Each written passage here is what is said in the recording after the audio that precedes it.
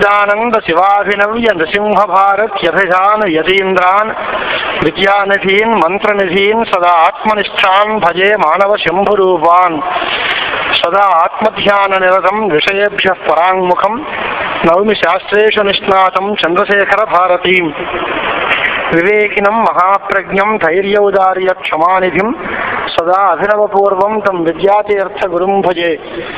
భారతీ కరుణాపాత్రం భారతీపదభూషణం భారతీపదమారూఢం భారతీతీర్థమాశ్రయే. అజ్ఞానాం జాహ్నవీతీర్థం విద్యాతీర్థం వివేకినాం సర్వేషాం సుఖదం తీర్థం భారతీతీర్థమాశ్రయే. సద్గురు చరణారవిందాభ్యాం నమో నమః.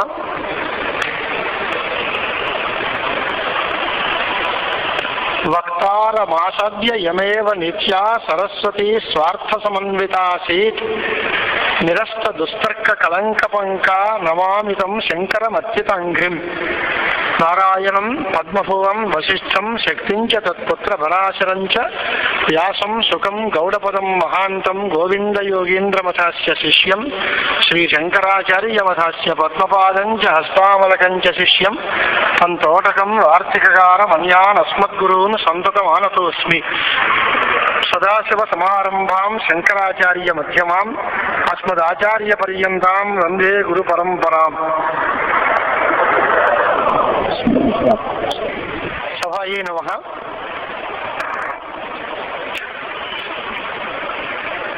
శాస్త్రి గారు దీన్ని పూర్తిగా చెప్పారు. మన ధర్మంచర అనేటువంటి పేరు కలిగిన ఈ భవనం, దీంట్లో ధర్మం ప్రధానంగా మనమందరం ఆచరించాలి అని. ధర్మం వైదిక ధర్మం, వేదం చేత మాత్రమే తెలియదగిన ధర్మం. ఆ ధర్మం కూడా ప్రవృత్తి ధర్మం, నివృత్తి ధర్మం అని రెండు రకాలుగా ఉంటుంది. ఒకటి ప్రవృత్తి ధర్మం అంటే మనందరం ఏ పని చేయడం వల్ల ఇహలోకంలో కానీ లేదా పరలోకంలో కానీ మంచి ఫలితాలు పొందుతామో దానికి ధర్మం అని పేరు. ఐహికమైన లేదా ఆముష్మికమైన ఫలితాలని సాధించి పెట్టేదానికి ధర్మం అని పేరు. ఇక నివృత్తి ధర్మం అనేది రెండోది ఉంది. దీనివల్ల ఏం ఫలం వస్తుంది అంటే ఏ స్వర్గం వస్తుంది, ధనం వస్తుంది, మంచి సంపద వస్తుంది, ఇలాంటివి ఏం చెప్పడం కాదు. మోక్షం వస్తుంది. మోక్షానికి కారణమైనటువంటి దానికి నివృత్తి ధర్మం అని పేరు. అది అధ్యాత్మ జ్ఞానం, ఆత్మ సాక్షాత్కారం అనేటువంటి పేర్లతోటి పిలుస్తూ ఉంటాం. అలాంటి దానికి కూడా ధర్మం అనే పేరు. ప్రవృత్తి ధర్మం అంటే యజ్ఞము, దానము, తపస్సు ఇవి చేయడం కూడా ధర్మమే.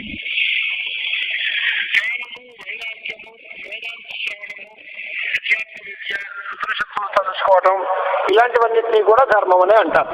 దానికి నివృత్తి ధర్మం అని పేరు. కాకపోతే ఇప్పుడు మనం చదువుకునేటువంటి విచార సాగరం అనేటువంటి పుస్తకం సాధు నిశ్చలదాస్ పండితులని ఆయన ఒక మహాయోగి, ఆయన రాశారు.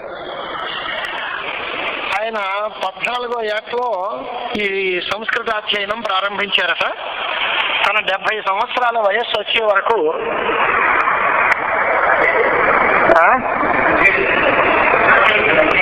సాధు నిశ్చలదాస పండితులు, సాధు నిశ్చలదాస పండితులు, సాధు నిశ్చలదాస్ అనే పేరు ఆయనకి. ఆయన 14వ ఏట దగ్గర నుంచి 70 సంవత్సరాలు వచ్చే వరకు కూడా సుదీర్ఘమైన కృషి చేశారు.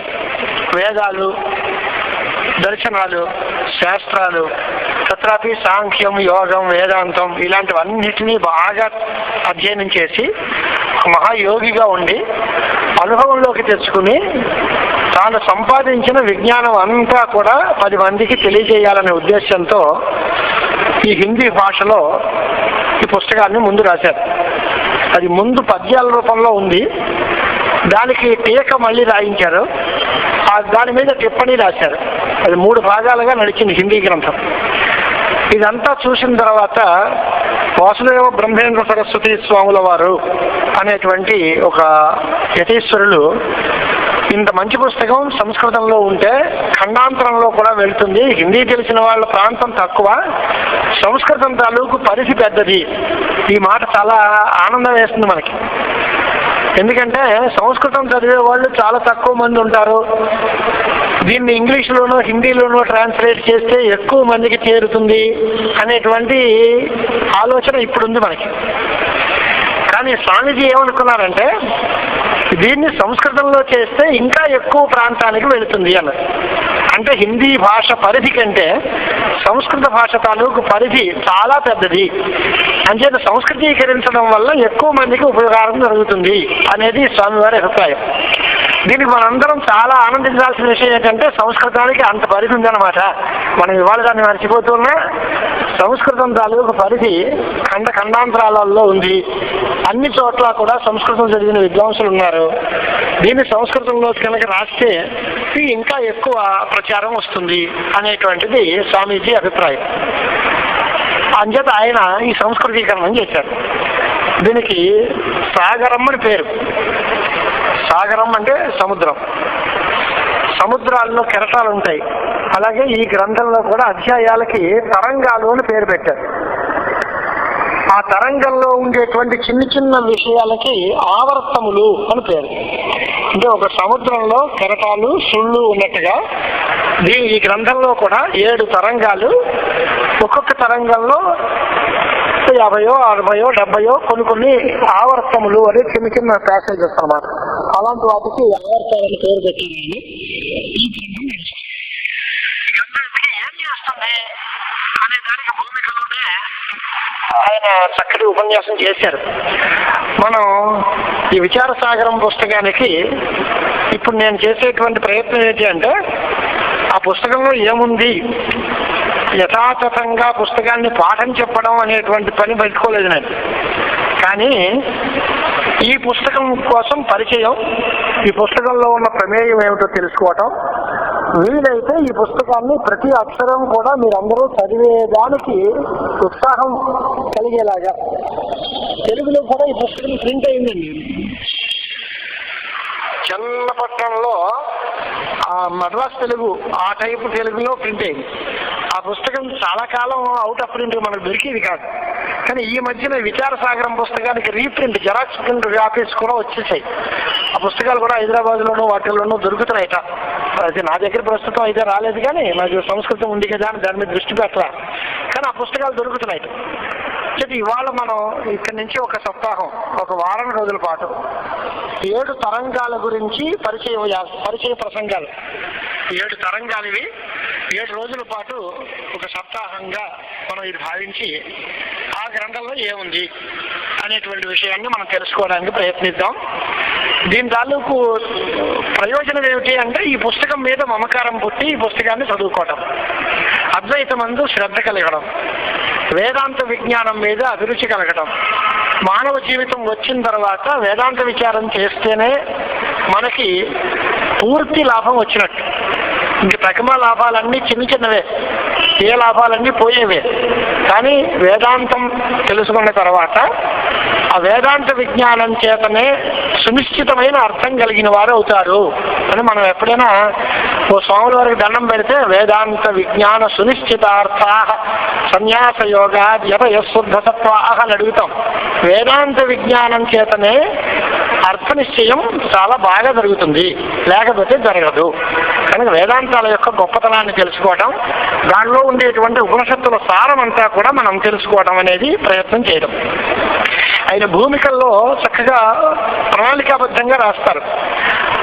పురుషార్థ చతుష్టయం 4 పురుషార్థాలు కదా, వాటిల్లో చాలా గొప్పది అపురూపమైనది మోక్షం అనే పురుషార్థం కదా. అలాంటి మోక్షం అనే పురుషార్థం ఎట్లా వస్తుంది అంటే మన ఉపనిషత్తుల అభిప్రాయం జ్ఞానాదేవత కైవల్యం, ఆత్మ తత్వ సాక్షాత్కారం కలగాలి, అప్పుడే మోక్షం కలుగుతుంది. మోక్షం అనేటువంటిది మనకి లేని వస్తువు రావడం కాదు, మనకి మోక్షం నిత్యసిద్ధం. కానీ దాన్ని మనం మరిచిపోయి మనం ఏదో బంధానికి గురైపోయాం అనేటువంటి భ్రాంతిలో పడిపోయి అనేక దుఃఖాలని పొందుతున్నాం. అలాంటి నిజమైన స్థితి స్వస్వరూప సాక్షాత్కారము అంటారు. తన యొక్క నిజమైన ఉనికి తాను తెలుసుకోవటం, నేనేమిటో గుర్తించుకోవటం అనేటువంటిది ఆత్మతత్వ సాక్షాత్కారం వల్ల కలుగుతుంది. అది విచారం వల్ల మాత్రమే సాధ్యం అవుతుంది. విచారం అంటే మన తెలుగులో విచారిస్తున్నారు అంటే బాధపడుతున్నారు, దుఃఖిస్తున్నారు అనే అర్థంలో వాడేసుకుంటున్నాం. కానీ విచారం అంటే అర్థం ఏమిటి అని అంటే ఆత్మ వస్తువు అంటే ఏంటి, ఆత్మ కానిదేది, ఆత్మ అనాత్మ విచారం. లేదా బంధం అంటే ఏమిటి, మోక్షం అంటే ఏమిటి, దేన్ని ఆత్మస్వరూపం, ఆత్మ ఎలాంటిది, ఆత్మ యొక్క స్థితిగతులు ఎలాంటివి, దీనికి ఆత్మకి బంధం ఎందుకు వచ్చింది, ఈ బంధాన్ని తొలగించుకోవడం ఎలాగా అనేటువంటి ఆత్మ యొక్క అనాత్మ యొక్క అలాగే బంధము మోక్షము వీటి యొక్క స్వరూపాన్ని గురించినటువంటి విచారం అంటే నిర్ణయం. శాస్త్రమును అనుసరించి విమర్శించి నిర్ణయించుకోవడానికి విచారం అని పేరు. యథాశాస్త్రం విమృశ్య విచార, విమృశ్య నిర్ణయ విచార. దీనికి మరొక పేరు శ్రవణం అని పేరు. బృహదారణ్యకోపనిషత్తులో యాజ్ఞవల్క్యుడు మైత్రేయి అనే భార్యతోటి చెబుతారు, ఆత్మవారే ద్రష్టవ్య శ్రోతవ్యో మంతవ్యో నిధిధ్యాసితవ్య. అరే మైత్రేయి అని సంబోధించి, ఓ మైత్రేయి, ఆత్మ చూడదగినది, తెలుసుకోదగినది అన్నాడు. ఆత్మవారే ద్రష్టవ్య, ఆత్మని దర్శనం చేయాలి. ఎలాగా, దానికి సాధనాలు ఏమిటి అంటే శ్రోతవ్య, మంతవ్య, నిధిధ్యాసితవ్య. శ్రవణ మనన నిధిధ్యాసలు అని 3 పేర్లు. మనం చాలాసార్లు విన్న మాటలు దాన్ని, కానీ దాని నిజమైన లోతైన అర్థం తెలుసుకుని కష్టం. శ్రవణం అంటే మనం సాయంకాలం వేళ ధర్మంచరా హాల్లో 1 గంట లేదా గంటన్నర సేపు వినడం, ఇది శ్రవణం కాదు. ఈ శ్రవణం అంటే ఈ విచారానికే శ్రవణం అని పేరు. ఆత్మ అనాత్మల యొక్క స్వరూప నిరూపణం, శాస్త్రాన్ని అనుసరించి చేసేటువంటి విమర్శ ఏదేదో ఉందో అది విచారం. శ్రద్ధ విశ్వాసంతో వేదాంత వాక్యములకు పరబ్రహ్మయందే పరమాత్మయందే తాత్పర్యము అనే నిర్ణయాన్ని తెలుసుకుని ఉపనిషత్తులని వినడానికి విచారం అని పేరు. అదే శ్రవణం అని పేరు. 3 శ్రవణము, మననము, నిధిధ్యాస. నిధిధ్యాస అంటే కొత్త పేరుగా ఉంటుంది. ధ్యానం అంటే మనకు బాగా తెలుస్తుంది. శ్రవణం అంటే వినడం, మననం అంటే విన్న దాన్ని తరిచి తరిచి ఆలోచించుకోవడం, తర్వాత ధ్యానం. వీటిని ఈ 3 కూడా ఆత్మ సాక్షాత్కారానికి కారణములు అని చెప్తున్నాయి శాస్త్రాలన్నీ. విచార సాగరకర్త కొత్త పుంత తొక్కాడు. ఈ గ్రంథంలో ఈ రాసింది ఏంటి అంటే శ్రవణం మాత్రం చాలు సాక్షాత్కారానికి, మననం నిధిధ్యాసం అనేటువంటిది అవసరాలను బట్టి ఆయా కొంతమంది వ్యక్తులకి కావాల్సి వస్తాయి తప్ప అందరికీ అక్కర్లేదు. ఏమయ్యా కొంతమందికి కావాలి కొంతమందికి అక్కర్లేదు అని ఎలా అంటారు అని అంటే, ఎవరికైతే ప్రతిబంధకాలు లేవో, బాగా విన్నాం, చెప్పింది స్పష్టంగా తెలుసుకోవడానికి వినడానికి తగిన సామగ్రి ఉండి మనలో ఎటువంటి లోపాలు లేకుండా ఉంటే, ఏదో రోగాలు కానీ లేదా వినికిడి శక్తి లేకపోవడం కానీ విన్నా అర్థం కానిటువంటి లోతైన బేస్ లేకపోవడం కానీ ఇలాంటివి ఏమైనా ఉంటే విన్న తర్వాత కూడా తెలియదు. కానీ ఎటువంటి లోపాలు లేకుండా ఉంటే వాడికి వినడం వల్ల మోక్షం కలిగిపోతుంది అనేది కొత్త పొంత అయింది. అన్ని వేదాంతాలు ఒప్పుకోరు. సాధారణంగా ఈయన ఏం చేస్తారంటే విద్యారణ్యుల వేదాంత పంచదశిని అనుసరిస్తారు. ఆ ప్రణాళిక ఏంటి అంటే విద్యారణ్యుల వేదాంత పంచదశిలో అన్ని లౌకికమైన ఉదాహరణలు చూపిస్తారు విద్యారణ్య స్వాముల వారు. ఇవాళ సమాజంలో మనం ఉన్నాం కనుక ప్రతి దానికి ఒక ఉదాహరణ చూపించి ఇదిగో దీనిలాగా అనేటువంటి పేరుతోటి లౌకికమైన ఉదాహరణలు చూపించి వేదాంతం చెప్తారు ఆయన. అదొక దారి ఈయనకి అలవాటు పడింది, విద్యారణ్యులని అనుసరిస్తారు. రెండో దారి శంకర భగవత్పాదాచార్యుల వారిని అనుసరిస్తారు. ఆ కోణం ఏంటి అంటే శంకరాచార్య స్వామి వారు ఎంత గొప్ప సిద్ధాంతం తను చెప్పినా ఆయన దాంతో ఆగరు. ఇది ఫలానా ఉపనిషత్తులో ఉంది, శ్రూయతేచ అని కఠోపనిషత్తుల్లో ఉంది, ముణ్యకంలో ఉంది, మాండూక్యంలో ఉంది, శ్వేతాశతరంలో ఉంది అని వరుసగా ఉపనిషత్ వాక్యాలు ఇస్తారు, ప్రమాణ వాక్యాలు. అయ్యా మీరు చెప్పిన మాట మాకు నమ్మకమే కదండి, ఈ ప్రమాణాలు ఎందుకండి ఆయన ఒప్పుకోరు. ఆయన చెప్పిన ప్రతి మాటకి ఉపనిషత్తులు మూలంగా చూపిస్తేనే ఆయనకి తృప్తి. అలాగే ఈ గ్రంథంలో కూడా మన స్వామీజీ ఏం చేశారంటే సిద్ధాంతం చూపించి ఇది ఫలానా మూల గ్రంథంలో ఉంది, దీనికి ప్రమాణ వాక్యాలు ఇవి అనేటువంటి వాటి అన్నిటినీ కూడా ఉదాహరించడం చేశారు. ఈ రెండు కోణాల్లో లౌకికమైన దృష్టాంతాలు చూపించి నిరూపించడంలో విద్యారణ్య స్వాముల వారి బాణి, ప్రమాణ వాక్యాలు ఉదాహరించి తన చెప్పిన మాట ఖాయమైంది ప్రామాణికమైంది అనే చూపించడానికి శంకరాచార్యుల వారి బాణి. ఈ ఇద్దరిని అనుసరిస్తూ ఈ గ్రంథం నడిచిందనమాట. ఇప్పుడు ఈ విచార సాగరం అనే పేరులో, సాగరం అంటే ఆత్మస్వరూపం, మోక్ష మైత్రేయి గురించి యాజ్ఞవల్కులు చెప్పారు అన్నాం. ఆ కథ కూడా మీరందరూ వినే ఉంటారు. యాజ్ఞవల్కుడికి 2 భార్యలు. ఆ 2 భార్యల్ని ఓ రోజు కూర్చోబెట్టి ఆయన ఏమన్నాడంటే, నేను బాగా సంపాదించాను, మీకు కావలసినంత డబ్బు ఉంది, మీ ఇద్దరికి పంచిపెట్టేస్తాను, నేను ఇవాళ సన్యాసం పుచ్చుకుని పోతాను అన్నాడు ఆయన. అంటే రెండో ఆవిడ చాలా సంతోషించి నా వాటాకి కాస్త ఎక్కువ వచ్చేలా చూడండి అన్నట్టుగా ఆవిడ చెప్పింది. కానీ పెద్ద ఆవిడ ఏం చేసింది అంటే, అయ్యా మీరు ఎందుకు వెళ్ళిపోతున్నారు, మనకి ఇప్పుడు ఏం లోటు లేదు కదా, రాజగౌరవం ఉంది, సంపద ఉంది, అన్ని రకాల సుఖంగానే ఉన్నాం, ఇప్పుడు దీనికంటే కూడా గొప్ప స్థానం ఏదో వస్తుందని కదా మీరు వెళుతున్నారు, ఆ వెళ్ళడం వల్ల మీరు పొందే సభ్యుడి ప్రయోజనం ఏమిటి, ఇప్పుడు ఉంటే అది రాదా, ఎందుకోసం మీరు వెళ్తున్నారు అని అడిగింది. అంటే నేను ఆత్మజ్ఞానం కోసం సన్యాసం పుచ్చుకుని వెళ్తున్నాను. మరి ఆ ఆత్మ గురించి మాకు ఈ డబ్బులతోటి సాధించుకోవచ్చా మేము అని అడిగింది ఆవిడ. అంటే నా అమృతత్వస్య నా శాస్త్రి విత్తేనా, అమృతత్వం మోక్షం అనేటువంటిది ఈ డబ్బుతో కొనే వస్తువు కాదు, అది రాదు. అలాంటప్పుడు నాకు ఇదంతా ఎందుకండి, మీరు ఏ దారి తొక్కుతున్నారో మీ వెనకాలే నేను వస్తాను, నాకు కూడా ఆ ఆత్మ గురించే చెప్పండి, నేను ఆ మోక్షాన్ని పొందడానికి ప్రయత్నిస్తాను, ఈ డబ్బు అంతా ఆవిడికే ఇచ్చేయండి, నాకు అక్కర్లేదు అనే రకంగా మైత్రేయి చెప్పింది. మహాజ్ఞాని కనుక. అప్పుడు ఆ మైత్రేయికి యాజ్ఞవల్కుడు చెప్పిన ఉపదేశం ఇది. ఆత్మవారే ద్రష్టవ్యో శ్రోతవ్యో మంతవ్యో నిధిధ్యాసితవ్య.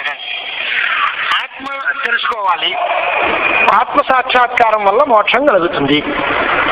అంటే నిజంగా ఆత్మ అంటే ఏమిటో తెలిస్తే ఇవాళ మనం పొందేటువంటి అనేక సమస్యలకి పరిష్కారం వెంటనే వస్తుంది. ఈ డబ్బు శాశ్వతం అనుకుని డబ్బు సంపాదించడానికి వెంపర్లాడుతున్నాం. శరీరం శాశ్వతం లేదా బంధువర్గం, భార్య పిల్లలు కుటుంబ సభ్యులు వీళ్ళందరూ శాశ్వతం అనుకుని వారి కోసం ఏదేదో చేయాలనుకుంటున్నాం. ఇవన్నీ అనిత్యము అని తేలిపోయిన తర్వాత దేని గురించి ఆలోచించాలి? కిం ప్రజయా కరిష్యామ, కిం ధనేన కరిష్యామ, ఏం చేస్తామయ్యా దీనివల్ల, వీటి వల్ల ఏమీ సాధించే ప్రయోజనాలు లేవు కదా అని అన్నప్పుడు స్వార్థం, సంకుచితత్వం, ఇతరులకి బాధ పెట్టడం, డబ్బు సంపాదించాలనే కోరిక ఇవేమీ ఉండవు.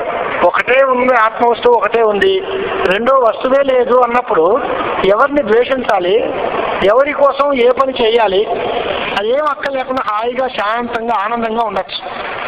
అలాంటి పరిస్థితి రావాలి అంటే ఆత్మ అనాత్మ విచారం కావాలి. దానికోసం ఈ శ్రవణ మనన నిధ్యాసనాలు అని చెప్పారు. శ్రవణం అంటే ఏంటి అని అంటే, ఈ ప్రపంచం అంతా అబద్ధము, ఒక్క ఆత్మ వస్తువు ఒక్కటే నిత్యము అనేటువంటి నిర్ణయాన్ని సకల వేదాంతాల్లోనూ చెప్పబడింది అనే విషయాన్ని గురువుల యొక్క మార్గాల్లో ఉపదేశం ద్వారా మనం తెలుసుకోవడం. నేను చెప్పిన మాట ఏంటి అంటే, ప్రపంచ నిత్యాత్మ ఆత్మ సత్యత్రయో నిర్ణయపూర్వకం సకల వేదాంతానాం ప్రత్యేకమే అద్వైత బ్రహ్మని తాత్పర్య నిర్ధారణం. ఇది శ్రవణం అంటే. అంటే అన్ని వేదాంతములు ప్రత్యేక భిన్నమైన, అంటే జీవుడి కంటే వేరేగా లేనటువంటి బ్రహ్మను చెప్పడానికే బయలుదేరాయి. అన్ని ఉపనిషత్తులకి కూడా పరమాత్మ యందే తాత్పర్యము. ఈ ఆత్మ వస్తువు ఒక్కటే నిత్యము, బ్రహ్మ వస్తువు ఒకటే శాశ్వతము. ఆత్మ వేరు బ్రహ్మ వేరు కాదు. పైన ఉపనిషత్తును చూడండి, అయం ఆత్మ బ్రహ్మ, ఈ ఆత్మే బ్రహ్మ. ఆత్మ వేరు బ్రహ్మ వేరు కాదు. ఆత్మ విచారం వేరు బ్రహ్మ విచారం వేరు కాదు. ఆత్మ బ్రహ్మ ఒకటే. మరి ప్రపంచం అబద్ధం, కల్పితం. ప్రపంచానికి ఆధారము లేదా ప్రపంచానికి అధిష్టానము అనే పేర్లతో పిలుస్తూ ఉంటాం మనం బ్రహ్మని. న్యాయంగా ఆధారము అనే మాట కంటే అధిష్టానము అనడమే న్యాయం. ఆధారము అంటే రెండు వస్తువులు ఫిజికల్ గా ఎగ్జిస్టెన్స్ ఉంటే, ఓ నేల మీద కుర్చీ ఉంది, కుర్చీలో మనిషి ఉన్నాడు అంటే రెండు వస్తువులు ఉంటే దాని ఒకదానికి ఒకటి ఆధారం అవుతుంది. ఒకటి కల్పితమైనది ఒకటి నిజమైనది ఉంటే దీనికి ఇది ఆధారము అనకూడదు. తాడును చూసి పాము అనుకున్నాం అనుకోండి, పాముకి తాడు ఆధారం అనకూడదు. టెక్నికల్ గా దాన్ని అధిష్టానము అని అనాలి. దీన్ని చూసి ఆ భ్రమ కలిగింది. భ్రమకి అధిష్టానం ఉంటుందే తప్ప భ్రమకి ఆధారం ఉంటూ ఉండదు. ప్రపంచ జ్ఞానము అనేది అంతా భ్రమ కనుక దీనికి ప్రపంచ అధిష్టానం ఆత్మవస్తువు కనుకనే అమ్మవారి నామాలు చదువుతూ లలితా సహస్రంలో తల్లులందరూ చదువుతారు. మిథ్యా జగత్ అధిష్టాన ముక్తిదా ముక్తి రూపిణి. అధిష్టాన అనే పదమే వాడతారు తప్ప అధిష్టాన అనరు. ఆధార పదము అని వాడరు. కొన్ని చోట్లలో జగదాధార అనే మాటలు కూడా ఉన్నాయనుకోండి, లేకపోలేదు. కానీ ఆధార శబ్దానికి అధికరణ పరంగా టెక్నికల్ గా అధిష్టానం అని మాటలే న్యాయం. కనుకనే ఈ స్వామీజీ ఎప్పుడూ ఆధారం అధిష్టానం అని అంటారు బ్రహ్మని. భగవద్గీతల్లో అధిష్టానం తథా కర్త కరణం తథా విధం అని అధిష్టానం అనే శబ్దంతో గీతావాక్యం కూడా ఉంది. అంచేత ప్రపంచము బ్రహ్మ యందు కల్పితమైనది, బ్రహ్మ ఒక్కటే నిజమైనది. ఈ కల్పితమైన ఈ జగత్తును అంతటినీ తొలగించి లేదని నిశ్చయం చేసుకుని బ్రహ్మ ఒకటే, ఆ బ్రహ్మ కూడా నాకంటే వేరు కాదు నేనే అనే నిర్ణయం వస్తే వాడు ముక్తుడైపోతాడు. దానికోసం విచారం చేయాలి. కాబట్టి ఈ ఆత్మ విచారం కోసం వేదాంత దర్శనం కావాల్సి వస్తుంది. మొత్తం మీద ఏం తేలింది అనమాట, గురువుల్ని సేవించాలి, గురువుల నోటమ్మట ఉపనిషద్ వాక్యాలు వినాలి. ఆ ఉపనిషత్తులలో చెప్పింది ఏంటి అంటే ఆత్మ ఒక్కటే నిజమైనది. ఈ అంతా కనిపించే వస్తువు అంతా ఆత్మే. ఆత్మైవ ఇదం సర్వం, ఇదం సర్వం యదయం ఆత్మ అని ఉపనిషత్తు. ఈ కనిపించేది వస్తువు అంతా కూడా ఆత్మే. ఆత్మ కంటే వేరేగా లేనే లేదు. అతో అన్యదార్థం. ఆత్మ ఒక్కటే నిత్యం. ఆత్మ వా ఇదవేక అగ్రహాసి. సృష్టి పూర్వంలో ఆత్మ ఒకటే ఉంది, ప్రకమాదంతా కల్పింపబడింది. అదంతా కూడా అసత్తు, ఇదంతా లేదు అనేటువంటి నిశ్చయం.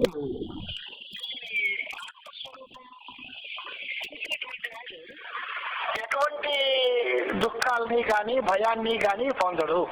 కనుక బ్రహ్మవేత్త బ్రహ్మే అవుతాడు. తరది శోకం ఆత్మవితు, ఆత్మవేత్త శోకాల్ని దాటుతాడు. అభయం ప్రతిష్టానం విందతే అని తైత్రీయంలో చెప్పి అభయస్థానాన్ని పొందుతాడు. కనుక మానవ లోకంలో మనందరము అనుభవించేటువంటి శోకం కానీ భయం కానీ దుఃఖం కానీ ఇలాంటివన్నీ సమూలంగా పోవాలి అంటే వేదాంత విచారం ఒక్కటే మార్గం అనేటువంటి అభిప్రాయంతో ఆత్మ విచారం చేయాలి. మీరు కొత్తగా చేసేదే ఉందండి, బోల్డ్ అనే విచారాలు ఉన్నాయి. ఆత్మ విచారం ఉపనిషత్తుల్లో ఉంది, బ్రహ్మసూత్రాల్లో ఉంది, భగవద్గీతలో ఉంది, ప్రస్థానత్రయ భాష్యాల్లోనూ ఉంది, వార్తికాల్లో ఉంది.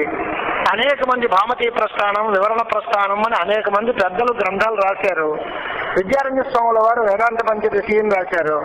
మధుసూదన సరస్వతి స్వాముల వారు అద్వైత సిద్ధి అని రాశారు. అన్ని గ్రంథాలుంటే నీదెందుకయ్యా అని అంటే అవన్నీ చాలా ప్రౌఢంగా ఉన్నాయండి. చాలా శాస్త్రీయమైనటువంటి పారిభాషిక పదాలతో కూడి ఉన్నాయి. వాటిని అన్నిటినీ అందరూ తెలుసుకోవడం కష్టం. కాబట్టి తేలిగ్గా దాని విషయాలు తెలుసుకోవడం కోసం మధ్యమ అధికారులు లేదా ఇంకా తక్కువ స్థాయిలో ఉన్నవాళ్ళు, యావరేజ్ లేదా బిలో యావరేజ్ పీపుల్, వాళ్ళందరికీ కూడా ఈ వేదాంత విషయాలు తెలియడం కోసం ఈ పుస్తకం నేను రాస్తున్నాను. సరళమైన సంస్కృత పదాలతో తేలిగ్గా అర్థమయ్యే విధంగా సాధు నిశ్చల దాస్ పండితులు ఈ గ్రంథాన్ని రాశారు అనేటువంటిది భూమికి రాశారు. దీనికి చాలా గొప్ప వేదాంతి పంచాపకేశ శాస్త్రి గారని ఆయన భూమికి రాశారు. ఆ భూమికి రాసిన తర్వాత ఆ భూమికి మీకు ట్రాన్స్లేట్ చేయించారు ఇంగ్లీష్లో. అది కూడా దీనిలో ప్రింట్ అయింది. ఇంగ్లీష్లో కూడా ఈ భూమికి ప్రింట్ చేశారు. చాలా గొప్పగా ఆయన భూమికి. తర్వాత ఈ గ్రంథంలో ఉండేటువంటి విషయ సూచిక, ప్రతి తరంగంలోనూ ఉండేటువంటి విచారణీయ విషయాలు, వాటికన్నిటికీ ఒక జిస్ట్, ప్రతి తరంగంలోనూ ఈ సంశయాలు ఉంటాయి, ఈ రకమైన విషయాలు ఉంటాయి అనేటువంటివంతా కూడా విషయ అనుక్రమణికగా మొదలు రాశారు. అది కూడా ఆయనే రాసుకున్నారు. అది అయిన తర్వాత అదంతా ప్రింట్ చేశారు. సాధు నిశ్చలదాస పండితుల గురించి ఎక్కడున్నారు అనేటువంటి మాట మనకి తెలియదు, కానీ ఆయన సుమారు ఒక 60 సంవత్సరాల పాటు సుదీర్ఘమైన కృషి చేసి అగాధమైన పాండిత్యానికి ఫలితంగా ఈ గ్రంథాన్ని మనకి అందించారు. ఉత్తర దేశంలో సాధువులందరూ కూడా ఈ రకమైనటువంటి గ్రంథాన్ని, అదే ఇదే గ్రంథాన్ని వాళ్ళు తీసుకుని దీనిలోనే బాగా విమర్శ చేసి వాళ్ళందరూ కూడా వేదాంతం, జ్ఞానం ఇవన్నీ కూడా పొందారు అనేటువంటి మాట దీనిలో కనిపిస్తూ ఉంటుంది. 1920 అంటే క్రైస్తవాబ్దాల్లో 1864 దాంట్లో ఢిల్లీ ప్రాంతంలో ఈయన విదేహ ముక్తిని పొందారు అనేటువంటి ఒక ఇన్ఫర్మేషన్ దీనిలో ఇచ్చారు. ఈ సంస్కృత విచార సాగరంలో విశేషం ఏమిటి అందో ఇందాక నేను చెప్పాను. విద్యారణ్య స్వాముల వారిని అనుసరించడం ఒకటి, శంకరాచార్య స్వాముల వారిని అనుసరించడం ఒకటి. ప్రత్యేకంగా చెప్పినటువంటి విషయాల్లో ప్రతిదానికి ప్రమాణం కోసం ప్రమాణ వాక్యాలు ఉపనిషత్తుల నుంచి ఉదహరించడం ఒకటి, ప్రశ్న సమాధాన రూపంలో ఈ గ్రంథం నడవడం, ఇది దీని తాలూకు స్వరూపం. ఇప్పుడు మొదట్లో మనం ప్రారంభిస్తే ప్రథమ తరంగం, మొదటి తరంగంలో అనుబంధ చతుష్టయం అనేటువంటి మాటను చెప్పారు ఆయన. అనుబంధ చతుష్టయం ఏ శాస్త్రానికైనా ఇది చాలా కామన్ గా ఉండే విషయం. ఏది అనుబంధ చతుష్టయం అంటే 4 అంశాలు. ఒకటి చెప్పబోయే విషయం, రెండోది ఈ గ్రంథానికి ప్రయోజనం, తర్వాత దీన్ని ఎవరు చదవాలి, చదివే అధికారి ఎవరు,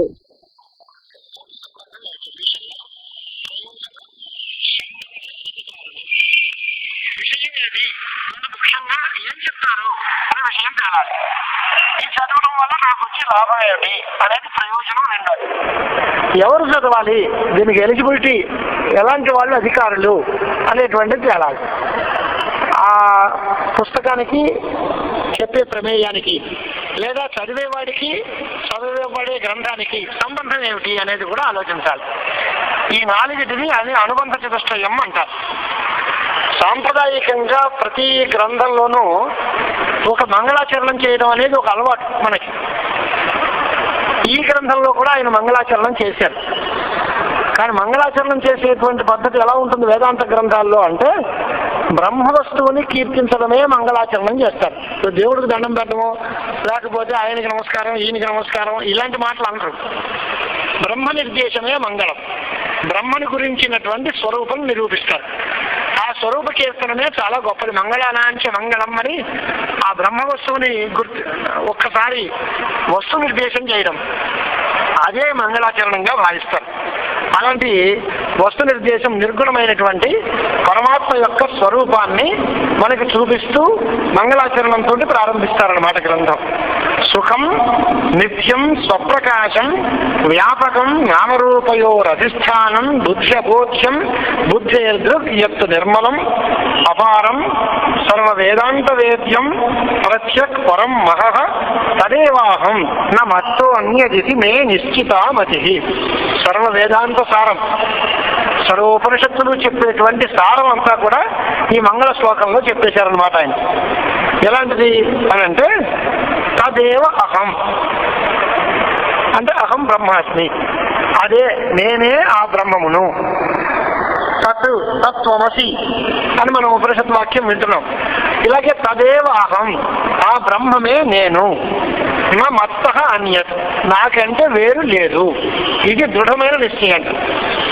తత్ అంటే బ్రహ్మమే నేను అన్నాడు, అహం బ్రహ్మాస్మి అని, నేనే బ్రహ్మమునై ఉన్నాను. ఆ బ్రహ్మ ఎలాంటిది అని అంటే, అది సుఖస్వరూపంట. సుఖం అంటే మనకి చాలా రకాల సుఖాలు తెలుసు.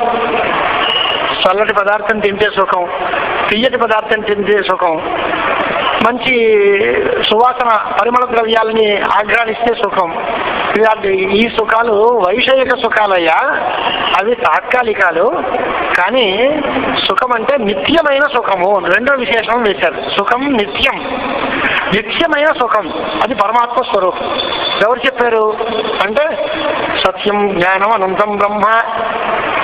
అనంతము, సత్యము, సుఖము, ఆనందము ఇవన్నీ బ్రహ్మస్వరూపాలు. ఆ బ్రహ్మస్వరూపం అనేటువంటిది నిత్యమైన సుఖము. అది కూడా ఇతరముల చేత ప్రకాశింపబడేది కాదు, స్వప్రకాశము. ఈ ప్రపంచం అంతా కూడా నామరూపాత్మకంగా ఉంది. అనేన జీవేనాత్మన అనుప్రవేశ్య నామరూపే వ్యాకరవాణి అని శృతి చెప్తుంది. నామరూపాత్మకంగా, నామం అంటే శబ్దాలు, రూపం అంటే అర్థాలు. కాళిదాసు గారు చెప్పిన మాట అదే కదా, వాగర్థాలు సంపృక్తవు వాగర్థ ప్రతిపత్తయే. శబ్దార్థ రూపంగా ఉంది సృష్టి అంతా. అయితే వస్తువు లేదా ఆ వస్తువుని చెప్పే మాట, శబ్దము అర్థము రెండింటికంటే వేరేగా ప్రపంచం ఏది ఉండదు. కానీ సర్వ ప్రపంచానికి అధిష్టానం ఏది అని అంటే బ్రహ్మము. సర్వ ప్రపంచమునకు అధిష్టానమైనది. అది ఎలాంటి జ్ఞానముల చేత తెలిసిపడుతుందా అంటే బుద్ధి అబోధ్యం. కేనోపనిషత్తులో మనం అనుకున్నాం కదా, ఏదో వాచో నివర్తంతే తైత్రీయంలో ఉంది, మనసా నమనుతే, మనసా నమనుతే. ఏది మనస్సుతో ఆలోచింపబడ్డానికి సాధ్యం కాదో, అవిజ్ఞాతం, తెలియబడవది, తెలియబడే వస్తువు కాదు, అలాంటిది ఆత్మవస్తువు. బుద్ధి అబోధ్యం. మరి బుద్ధే దృక్ అన్నది అన్నిటినీ తెలిపేది, కానీ ఎవరి చేత తెలియబడేది కాదు. అన్నిటినీ చూసేది, కానీ ఎవరి చేత చూడబడేది కాదు. అన్నిటికీ కారణమైనది, కానీ దేనికి కార్యం కాదు. అంటే దేని వల్ల పుట్టనది, అన్నిటికీ కారణమైనది, అన్నిటినీ తెలుసుకునేది, దేని చేత తెలియబడనది అయినటువంటిది ఆత్మవస్తువు. అలాంటి సర్వ వేదాంత వేద్యం అపారం, అనంతము, ఆదిమధ్యాంతరహితము, సర్వ వేదాంతముల చేత తెలియదగినది, ప్రత్యక్షత్వము అయినటువంటి ఆ పరబ్రహ్మమే నేను అనేటువంటి మాట చెప్పారు. నత్ర సూర్యో భాతి నచంద్రతారకం నేమా విద్యుతో భాంతి కుతయోయమగ్ని అని ఉపనిషత్తుల్లో ఆ బ్రహ్మతత్వాన్ని ప్రకాశింపజేయడానికి సూర్యుడు కూడా సమర్థుడు కాదు. చంద్రుడు, అగ్నిహోత్రం, నక్షత్రాలు ఇలాంటివన్నీ కూడా దాన్ని చూపలేవు. అలాంటి గొప్ప వస్తువు, దాని యొక్క కాంతి చేతనే ఈ ప్రపంచమంతా కాంతిమంతం అవుతోంది. తస్య భాష సర్వమిదం విభాతి. మరి ఎలాగా అది తెలుసుకోవడానికి వీలు లేదు అంటే, ఓ దండం పెట్టి అవతల పోవచ్చు కదా. మనం ఏ ప్రయత్నం చేస్తే అది తెలియదు కదా. తెలియని దానికి మనం ఏం చేసి సుఖం ఏంటండి అని అంటే, రోగం తగ్గదు అని ఖాయంగా చెప్పేశారు రెండు డాక్టర్లు. అయితే ఇంటికి తీసుకెళ్ళిపోమంటారా అండి అని అడుగుతాం. ఆహా, దివ్యంగా తీసుకెళ్ళిపోవచ్చు, అనుమానం ఏం లేదు అంటే, ఆఖరి ప్రయత్నం చెయ్యండి అంటావా? అంటే ప్రయత్నం నిష్ఫలము అని చెప్పినప్పుడు ఉపయోగం ఏంటి అని అంటే, అంత నిష్ఫలమని కాదయా, దాని కష్టం. ఏది ఎలాంటిది అని అంటే, బుద్ధి మనకుంది, లేదా మనస్సు అని మనం అందరం అనుకుంటూ ఉంటాం. ఈ మనస్సు రెండు రకాలుగా ఉంటుంది. మల, విక్షేప, ఆవరణ అనేటువంటి దోషములతో కూడి మనస్సు ఉంది. పాపాలు, విక్షేపములు, ఆవరణము, ఈ మూడు దోషాలతోటి కూడిన మనస్సు. ఈ మూడు దోషాలు కనుక తొలగిస్తే ఈ మనస్సుతో ఆత్మను చూడొచ్చు. అంటే అసాధ్యం కాదు ఆత్మదర్శనం, కానీ చాలా కష్టసాధ్యం. ఆత్మను చూడడానికి కారణం ఏది అని అంటే మనస్సు. మరి మీరు ఇందాక మనసా నమనుతే అన్నారు కదా, మనస్సుతో తెలుసుకోవడానికి వీలు లేదు. ఏతో వాచో నివర్తంతే అప్రాప్య మనసా సహా. మనస్సుతో కలిపి ఏ బ్రహ్మను తెలుసుకోవడానికి వాక్కులన్నీ కారిపోతున్నాయో, నివృత్తి చెందుతున్నాయో, ఎవరికి చేత కాదన్నారో అన్నారు కదా. అంటే అక్కడ మనస్సు అనే మాటకి ఈ దోషములతో కూడినటువంటి మనస్సు అని అర్థం. మనసైవ అనుద్రష్టవ్యం నేహనా నాస్తి కించన అని బృహదారణ్యకంలో మరొక మంత్రం ఉంది. అక్కడ మనస్సు చేత మాత్రమే తెలుసుకోండి అన్నారు. అది శుద్ధమైన మనస్సు, అంటే పరిశుద్ధమైన అంతఃకరణము. మంచి కర్మాచరణం చేసి అన్ని పాపాలని తొలగించుకొని చాలా నిశ్చలంగా నిర్మలంగా మనస్సును తయారు చేసుకుంటే అప్పుడు దాంట్లో ఆత్మ సాక్షాత్కారం కలుగుతుంది. అలాంటి దానికోసమే మన ఈ ప్రయత్నం అంతా. మనం ఇవాళ ఎన్నెన్ని మంచి పనులు చేసినా, ఏదో దానాలు చేసినా, తీర్థయాత్రలు చేసినా, యజ్ఞాలు చేసినా, ఇవన్నీ దేనికి అంటే మన మనస్సు పరిశుద్ధం కావడం కోసం. ఆ మనస్సు పరిశుద్ధం అయిన తర్వాత ఆ మనస్సులో ఆత్మను గురించిన జ్ఞానం కలుగుతుంది. అప్పుడు మనం చూడగలం. ఇవన్నీ చేయకుండా ఉంటే మనస్సు పరిశుద్ధి చెందదు, అప్పుడు ఆత్మదర్శనం కాదు. మోక్షం అనేది ఆత్మదర్శనం వల్లే కలుగుతుంది అనేది అందరికీ ఒకటే మార్గం. కానీ ఇన్ని రకాలైనటువంటి లౌకిక ప్రయోజనాల కోసం ఈ పనులన్నీ చెప్పారు కదా, వైదికమైన సదాచారం అని, సత్కర్మలని, ఇవన్నీ ఉన్నాయి కదా. అంటే ఇవన్నీ చేస్తేనే నీ మనస్సు శుద్ధమవుతుందయా, లేకపోతే పరిశుద్ధి కాదు. కర్మాణి చిత్త శుద్ధ్యర్థం చిత్త ఏకాగ్ర్యార్థం ఉపాసన. ఈ కర్మలన్నీ చిత్త శుద్ధి కోసం బయలుదేరాయి. చిత్తము ఏకాగ్రం కావడం కోసం ఉపాసన చెయ్యాలి. కాబట్టి వేద శాస్త్రాల్లో మనకి చెప్పినటువంటి మంచి పనులన్నిటినీ మనం క్రమం తప్పకుండా సాంప్రదాయికంగా ఆచరిస్తే మన మనస్సు నిర్మలమవుతుంది. అలాగే ఉపాసనాల మార్గంలో గురువు గారు మనకు చూపించినటువంటి ఇచ్చిన మంత్రాన్ని బాగా జపించడమో, లేక ఇష్ట దేవతా ప్రార్థన చేస్తూ ఉండటమో, ఒకే వస్తువు మీద మనస్సుని ఏకాగ్రంగా నిలబెట్టడానికి ప్రయత్నం చేయడమో, అలాంటివన్నిటినీ ఉపాసనాకాండకి సంబంధించిన విషయాలైతే దానివల్ల ఏకాగ్రత కుదురుతుంది. నిర్మలం నిశ్చలం అయిన మనస్సు ఆత్మదర్శనానికి కారణమవుతుంది. అప్పుడు బ్రహ్మ దానిలో ప్రతిఫలిస్తుంది. అంచేత బ్రహ్మ స్వప్రకాశము అనేటువంటి మాట ఇది. ఎలాగా? ఉదాహరణ ఏంటి అన్నాడు అంటే, గాఢంగా చీకటి ఉందండి. ఆ గాఢంగా చీకటి ఉంది. ఆ చీకట్లో ఒక అద్భుతమైనటువంటి ఓ మణి పెట్టుకున్నాం ఇంట్లో. ఆ మణి మీద ఒక కొండ బొల్లించాం. కానీ ఆ మణి కాంతి మనకు కనిపిస్తుందా? చీకట్లో మణులు చాలా ప్రకాశిస్తూ ఉండాలి, లేదా చీకట్లో అగ్నిహోత్రం అని ప్రకాశిస్తూ ఉండాలి. ఓ దీపం పెడితే చీకట్లో ప్రకాశిస్తూ ఉండాలి. కానీ దీపం మీద పెద్ద కొండ బోల్లిస్తే ఈ దీప కాంతి ఉన్నమాట నిజమే, కానీ ఆ కాంతిని మనకి బయటికి రాకుండా ఈ అడ్డగించేస్తుంది పైన ఉండేటువంటి కొండ. అలాగే ఆత్మజ్యోతిస్సు అనేటువంటిది ఉన్నప్పటికీ దాన్ని అడ్డగించి అజ్ఞానము అనేటువంటిది బాగా కమ్మేసి ఉండడం వల్ల మనకు వస్తువులన్నీ కనపడటం లేదు. కనుక ఈ అజ్ఞానాన్ని తొలగించుకోవడానికే మనం ప్రయత్నం చేయాలి. చాలా మంది మనకి పాఠం చెబుతూ ఉంటారు. జ్యోతిర్బ్రాహ్మణం అని బృహదారణ్యకంలో ఉంది. ఆచార్య స్వాముల వారు చెప్పిన శ్లోకాలు కూడా ఉన్నాయి. కిం జ్యోతిస్తవ భానుమాన్ అహని అన్నాడు. ఏ జ్యోతిస్తయాన్ని? సూర్యుడండి అన్నట్టు పగలు. మరి రాత్రి అందు రాత్రవు ప్రదీపాధికం దీపమున కిం రవిదీప దర్శన విధవు కిం జ్యోతి రాక్షాసిమేన్. ఆ సూర్యుడిని దీపాన్ని చూడడానికి నీ దగ్గర ఉన్న శక్తి ఏంటి అని అడిగాడు. అంటే పగల వేళ సూర్యకాంతి, రాత్రి వేళ చంద్రకాంతి, లేదా నక్షత్రాల కాంతి, లేదా దీపకాంతి అని అంటే అవన్నీ అట్టి పెట్టినాయా?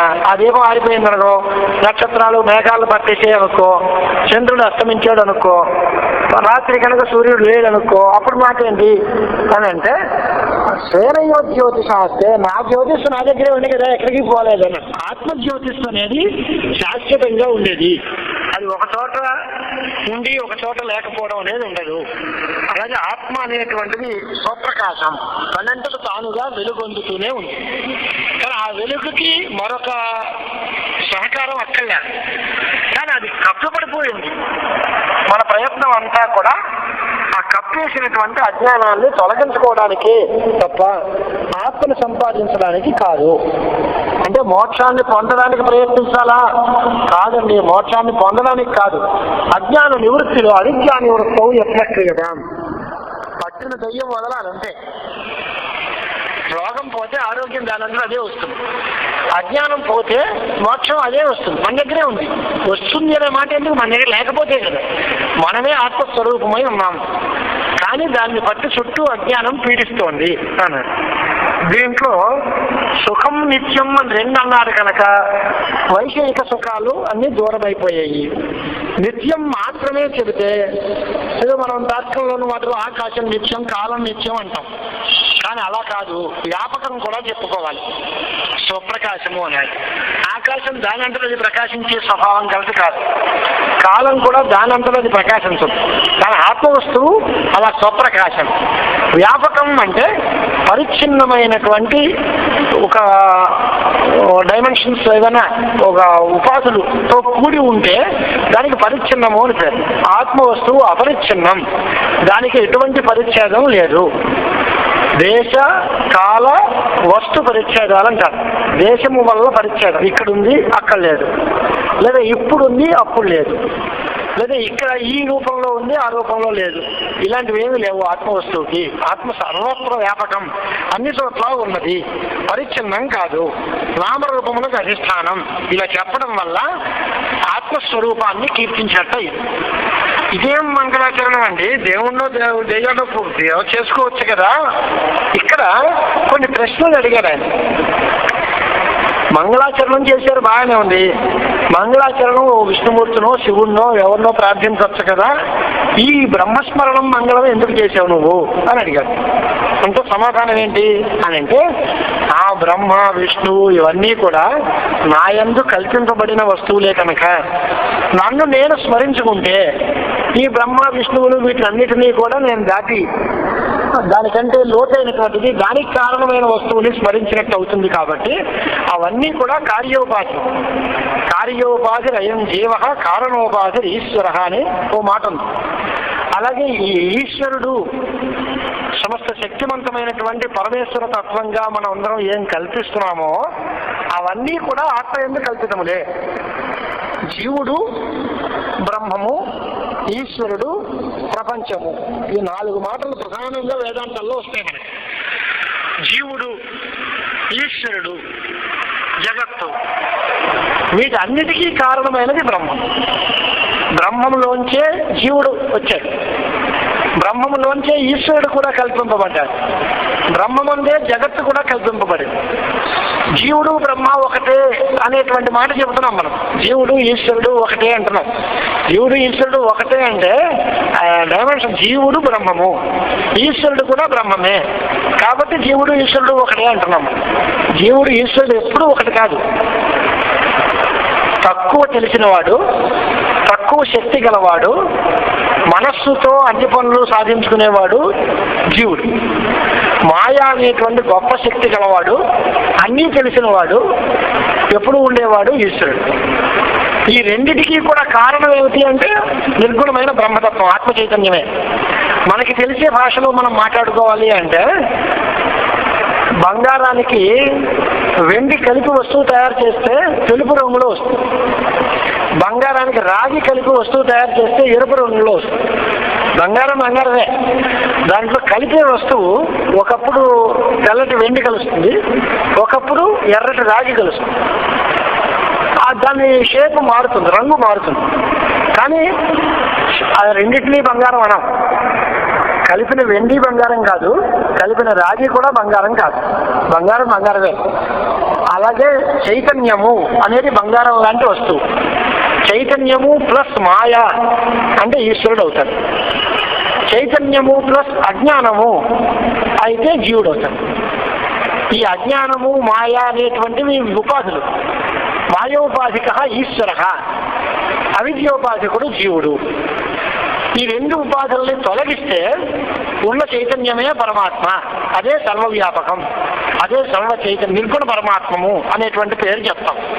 ఈ బ్రహ్మ విష్ణువు అంటే రజస్సు గుణం ప్రధానంగా పెట్టుకుని పాలన శక్తి ప్రధానంగా పెట్టుకోవడం, లేదా సత్వగుణం ప్రధానంగా పెట్టుకుని సృష్టి శక్తిని ప్రధానంగా పెట్టుకోవడం, ఇలాంటి తేడాల వల్ల ఆయనకి బ్రహ్మనో విష్ణువనో లేదా సంహార శక్తి ప్రధానమైతే రుద్రుడనో పేర్లు వస్తున్నాయి. కానీ ఇవన్నీ కల్పితమే, ఇవేమీ కాదు. వీటి బ్రహ్మ వేరు, రుద్రుడు వేరు, ఈశ్వరుడు ఏమీ కాదు, అత్త బ్రహ్మమే, పరమాత్మే. దానికి సృష్టి చేసేటువంటి సందర్భంలో ఆయన్ని బ్రహ్మ అంటాము. సృష్టికర్త్రి బ్రహ్మరూప, గోత్రి గోవింద రూపిణి, సంహారిణి రుద్రరూప. 3 ఒకటే. ఏకైవ మూర్తికి త్రివిధా భిద్యతే అని. అలాగే బ్రహ్మ వస్తువు ఒకటే ఉంది కాబట్టి నేను ఆ బ్రహ్మనే స్మరించాను అని. కాదండి, ఈశ్వర విషయకమైన మంగళాచరణం చేస్తే బాగుంటుంది కనుక ఓ చెట్టుకి నీరు పోయాలి అంటే ఎక్కడ పోస్తాం అంటే మొదట్లో వేళ్ల దగ్గర నీళ్లు పోస్తాం తప్ప ఆకుల మీద పళ్ళ మీద కాయల మీద నీళ్లు పోయాం కదా.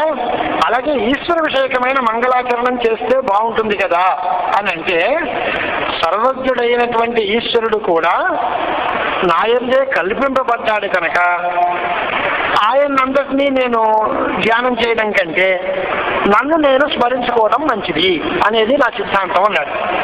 అయితే నువ్వు ఎవరు చెప్పారు అంటే ఉపనిషత్తులో మయ్యేవ సకలం జాతం మయి సర్వం ప్రతిష్ఠితం మయి సర్వం లయం యాతి తద్బ్రహ్మ అద్వయం అస్మ్యహం అని వాక్యం ఉంది.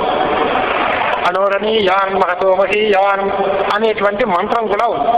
అందుచేత సర్వము కూడా అంటే ప్రపంచం పరిదృశ్యమానమైన నామరూపాత్మకమైన ఈ జగత్తంతా కూడా అవిద్య చేత బ్రహ్మయందే అధ్యస్థము కల్పితము కాబట్టి నన్ను నేనే స్మరించుకున్నాను. మంచిదేనయ్యా, ఈశ్వరుడు కల్పింపబడ్డాడు అన్నావు, నీ ఎందుకు కల్పింపబడ్డావంటే నేనంటావేంటి మళ్ళీ నువ్వు నిర్గుణ బ్రహ్మస్మరణం చేత సమస్త దేవతా మంగళాలు కలగచ్చు. నన్ను నేను స్మరించుకుంటున్నాను అన్నావు. నువ్వు అనే మాట చాలా చిన్న మాట కదా. నేను అనేటువంటిది జీవుడిని చెప్తోంది. నువ్వు చాలా తక్కువ విజ్ఞానం గలవాడివి, తక్కువ సమాధానంతో ఉన్నవాడివి కాబట్టి నిన్ను నువ్వు స్మరించుకోవడం ఏమిటి అని అంటే నేను వేరు ఆ పరమాత్మ వేరు అనేటువంటి భ్రాంతి నీకుంది. నేను బ్రహ్మము ఒకటే అనేటువంటి నిత్య జ్ఞానం నాకుంది కాబట్టి తదహం బ్రహ్మ అస్మి కేవలం అయమాత్మాహి బ్రహ్మైవ సర్వాత్మనాస్థిత అనేటువంటి మాట ఉంది.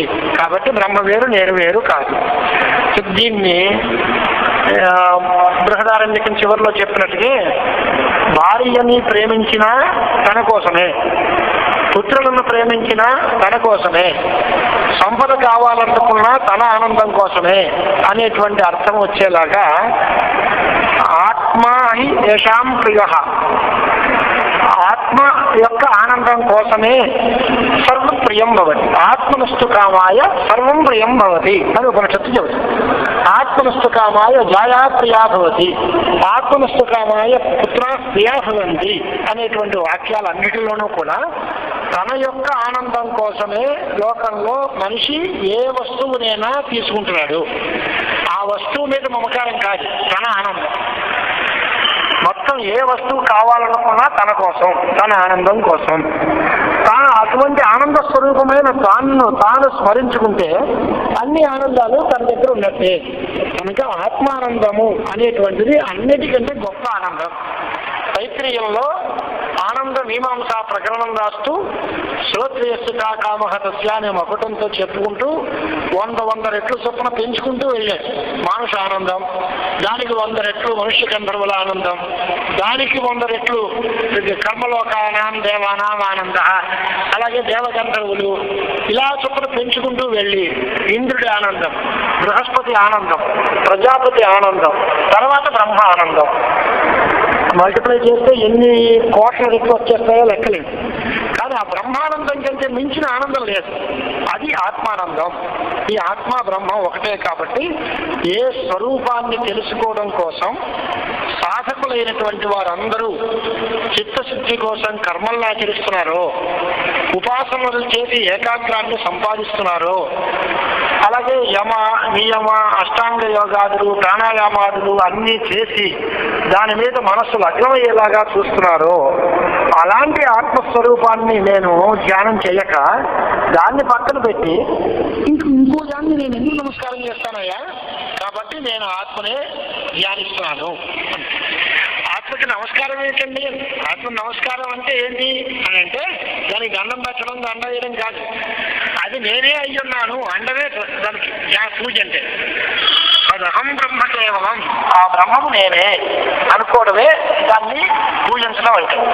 అలాంటి మంగళాచరణ శ్లోకంలో ఈ విషయాలు చెప్పారు. అంచేత మొత్తం ఈ మంగళాచరణ శ్లోకంలో మనం ఆత్మ యొక్క స్వరూపం చెప్పారు. ఆత్మస్వరూపం చెబితే నాకు ఎటువంటి దుఃఖాలు భయాలు ఉండవు. అలాంటి ఆత్మ వేరు నేను వేరు అనే భావం ఉన్నంత వరకు ఈ దుఃఖాలన్నీ ఉంటాయి. నేను వేరు కాదు, నేను ఆత్మ ఒకటే, నేనే బ్రహ్మమును అనే నిశ్చయం కలిగితే మనకి అన్ని దుఃఖాలు పోతాయి. అది సమస్త దుఃఖములు పోగొట్టుకునేటువంటి మార్గం. అలాగా ఆత్మ సాక్షాత్కారం ఆత్మైకత్వ ప్రత్యభిజ్ఞానం అంటారు. ఆత్మైకత్వం, ఆత్మ ఒక్కటే అనే నిజం తెలియడం కోసమే సర్వే వేదాంత ఆరభ్యంతే. శంకరాచార్యుల వారు బ్రహ్మసూత్ర భాష్యం రాస్తూ ఆత్మైకత్వ విద్యా ప్రతిపత్తయే సర్వే వేదాంత ఆరభ్యంతే. అనర్థహేతో ప్రహాణాయ ఆత్మైకత్వ విద్యా ప్రతిపత్తయే సర్వే వేదాంత ఆరభ్యంతే.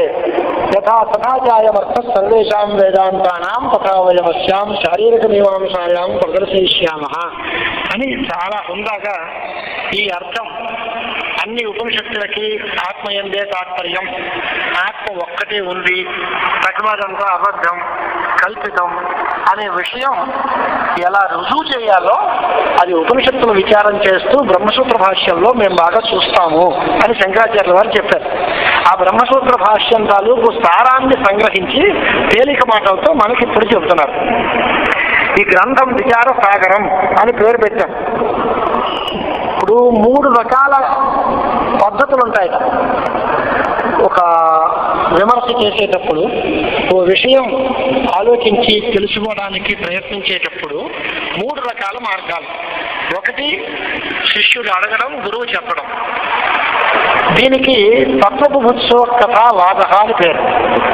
శిష్యులు తత్వం ఏమిటి అని తెలుసుకోవాలనే కోరికతో మీరు అడుగుతారు, గురువు గారు ఉపదేశిస్తారు. ఈ గురు శిష్య సంవాద రూపంగా నడుస్తూ ఉంటుంది. అది ఒక పద్ధతి. రెండోది, ఎవరైనా 2 బలమైన పండితులు కూర్చుంటే వాడన్నది వాడికి నిరూపించుకోవడానికి ప్రయత్నిస్తాడు. రెండో వాడు తన అభిప్రాయాన్ని నిజమని నమ్మించడానికి లేదా వాటిని ఓడించడానికి ప్రయత్నం చేస్తూ పూర్వపక్ష సిద్ధాంత రూపంగా చర్చా రూపంలో కొంత వాద కథ నడుపుతారు. అదొక పద్ధతి. అలా కాకుండా జడము చేతనము, జడమైనది జగత్, చేతనమైనది పరమాత్మ, ఈ రెండిటిల్లో ఏది నిజం ఏది అబద్ధం అనే దానికి ఉపక్రమాది షడ్మిథ తాత్పర్యలింగాలు అంటారు.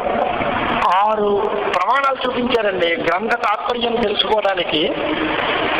ఉపక్రమ, ఉపసంహారం, అభ్యాస, అపూర్వత, ఫలం, అర్థవాద, ఉపపత్తి, లింగం, తాత్పర్య నిర్ణయ అని ఈ 6 ప్రమాణాలు. అవన్నీ ఎదురు మళ్ళీ మనకు వస్తాయి వివరంగా.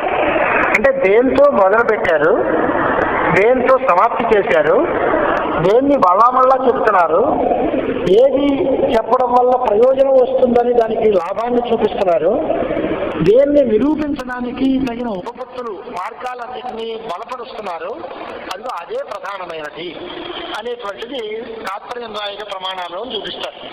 ఇక్కడ బ్రహ్మను తెలుసుకోవడం కోసమే ప్రారంభం, బ్రహ్మతో ప్రారంభం, చివరికి బ్రహ్మతోటే సమాప్తత్వమసి అని సమాప్తం.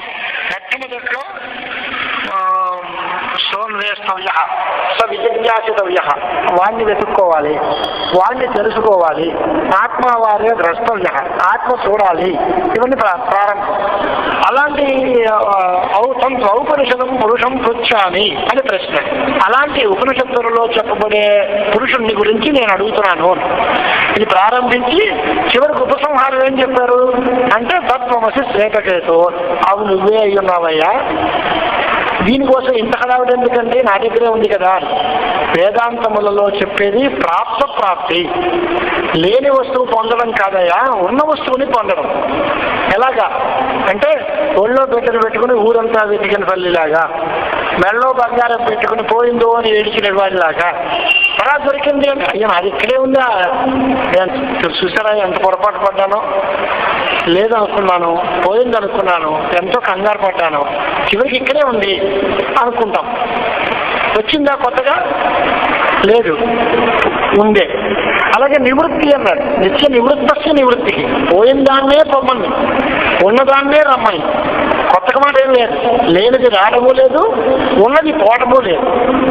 నిత్య సిద్ధమైన వస్తువు మన దగ్గర ఆత్మ వస్తువు. జగత్తు ఎప్పుడూ లేదు. ఉన్న జగత్తుని పోగొట్టేమో అనే మాట కాదు. కల్పింపబడిన వస్తువుకి ఉనికి ఎక్కడుంది?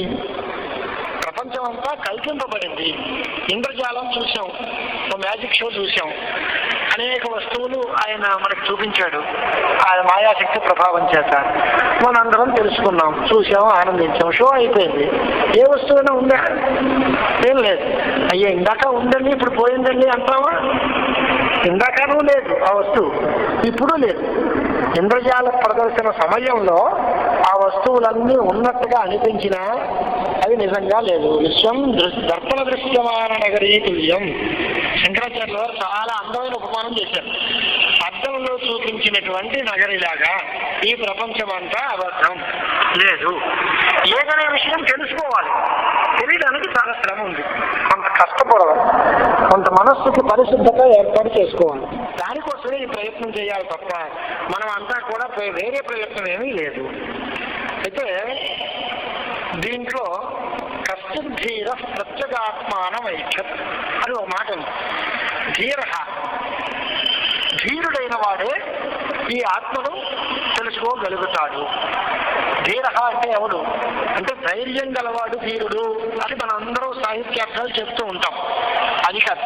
ధీర శబ్దానికి అర్థం ఏంటి అంటే ఎవడు తన బుద్ధిని విషయముల నుంచి బాగా మరల్చి కంట్రోల్ చేస్తాడో వాడు ధీరుడు. యహ విషయేభ్య బుద్ధిం నియచ్చతి సయేవ ధీర. అర్థం ఎలా వచ్చింది అంటే ధీ అంటే బుద్ధి, రా అంటే దానికి వెనక్కి రాకపోవడం. బుద్ధిని విషయముల మీదకి ప్రసరించకుండా దాన్ని వెనకాలకి కంట్రోల్ చేసి తన అదుపులో పెట్టుకునేటువంటి వాడు ఎవడో వాడికి ధీరుడు అని పేరు. ఇదే మన భగవద్గీతలు అన్ని చదివితే వచ్చే మాట. సంఘాత్ సంజాయతే కావహ అని ఆరంభించి ఆ చర్చ చివరికి పెద్ద అనంత పరంపర అంతా చూపించారు ఆయన. మొట్టమొదటి విషయాలను అందరినీ చూసినప్పుడు వాటిని కావాలనుకోవడం, దానికోసం అనేక రకాల ప్రయత్నాలు చేయడం, దానివల్ల అనేక దుఃఖాలు మనం పొందడం, ఇదంతా అనుభవిస్తుంది. మనం ఏం చేయాలి? ఆ విషయాల మీదకి మన మనస్సు ఆలోచన పోకుండానే చేయాలి. అది ధీరుడే. ఆ ధీరుడు కనుక అయితే వాడు ఆత్మవైపు మొగ్గుతాడు. అంటే మన చూపుని బయటకి ప్రసరించకుండా లోపలికి ప్రసరించేలా చేయాలి. అంతరీక్షణం, లోచు. ఆ లోపలికి దర్శనం చేయాలి, అంతర్దర్శనం చేయాలి. లోపల ఏముంది అంటే మన ఆత్మ. అంటే నీ కన్ను సాధారణంగా ఎదరున్న వస్తువును చూస్తుంది కానీ నీలో నిన్ను చూడదయ్యా.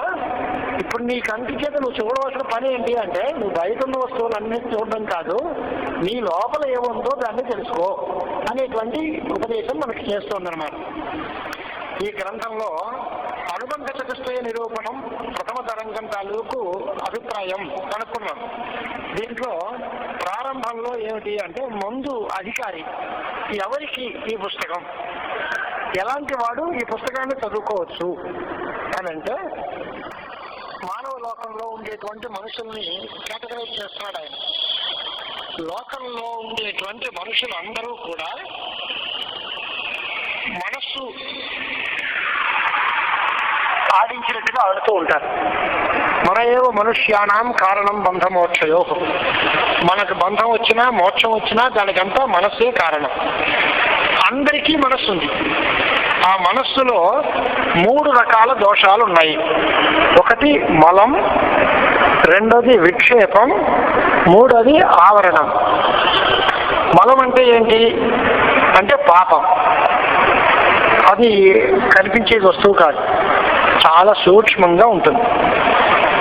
అది ఎలా వస్తుంది అని అంటే తప్పుడు పనులు చేయడం వల్ల. నిషిద్ధమైన పనులు చేసాం, ఏదో పరదారాగమనము, అనృత భాషణము, దొంగతనం చేయడము, బ్రహ్మహత్య చేయడము, ఇలాంటి తప్పుడు పనులు చేస్తే దానివల్ల పాపం వస్తుంది.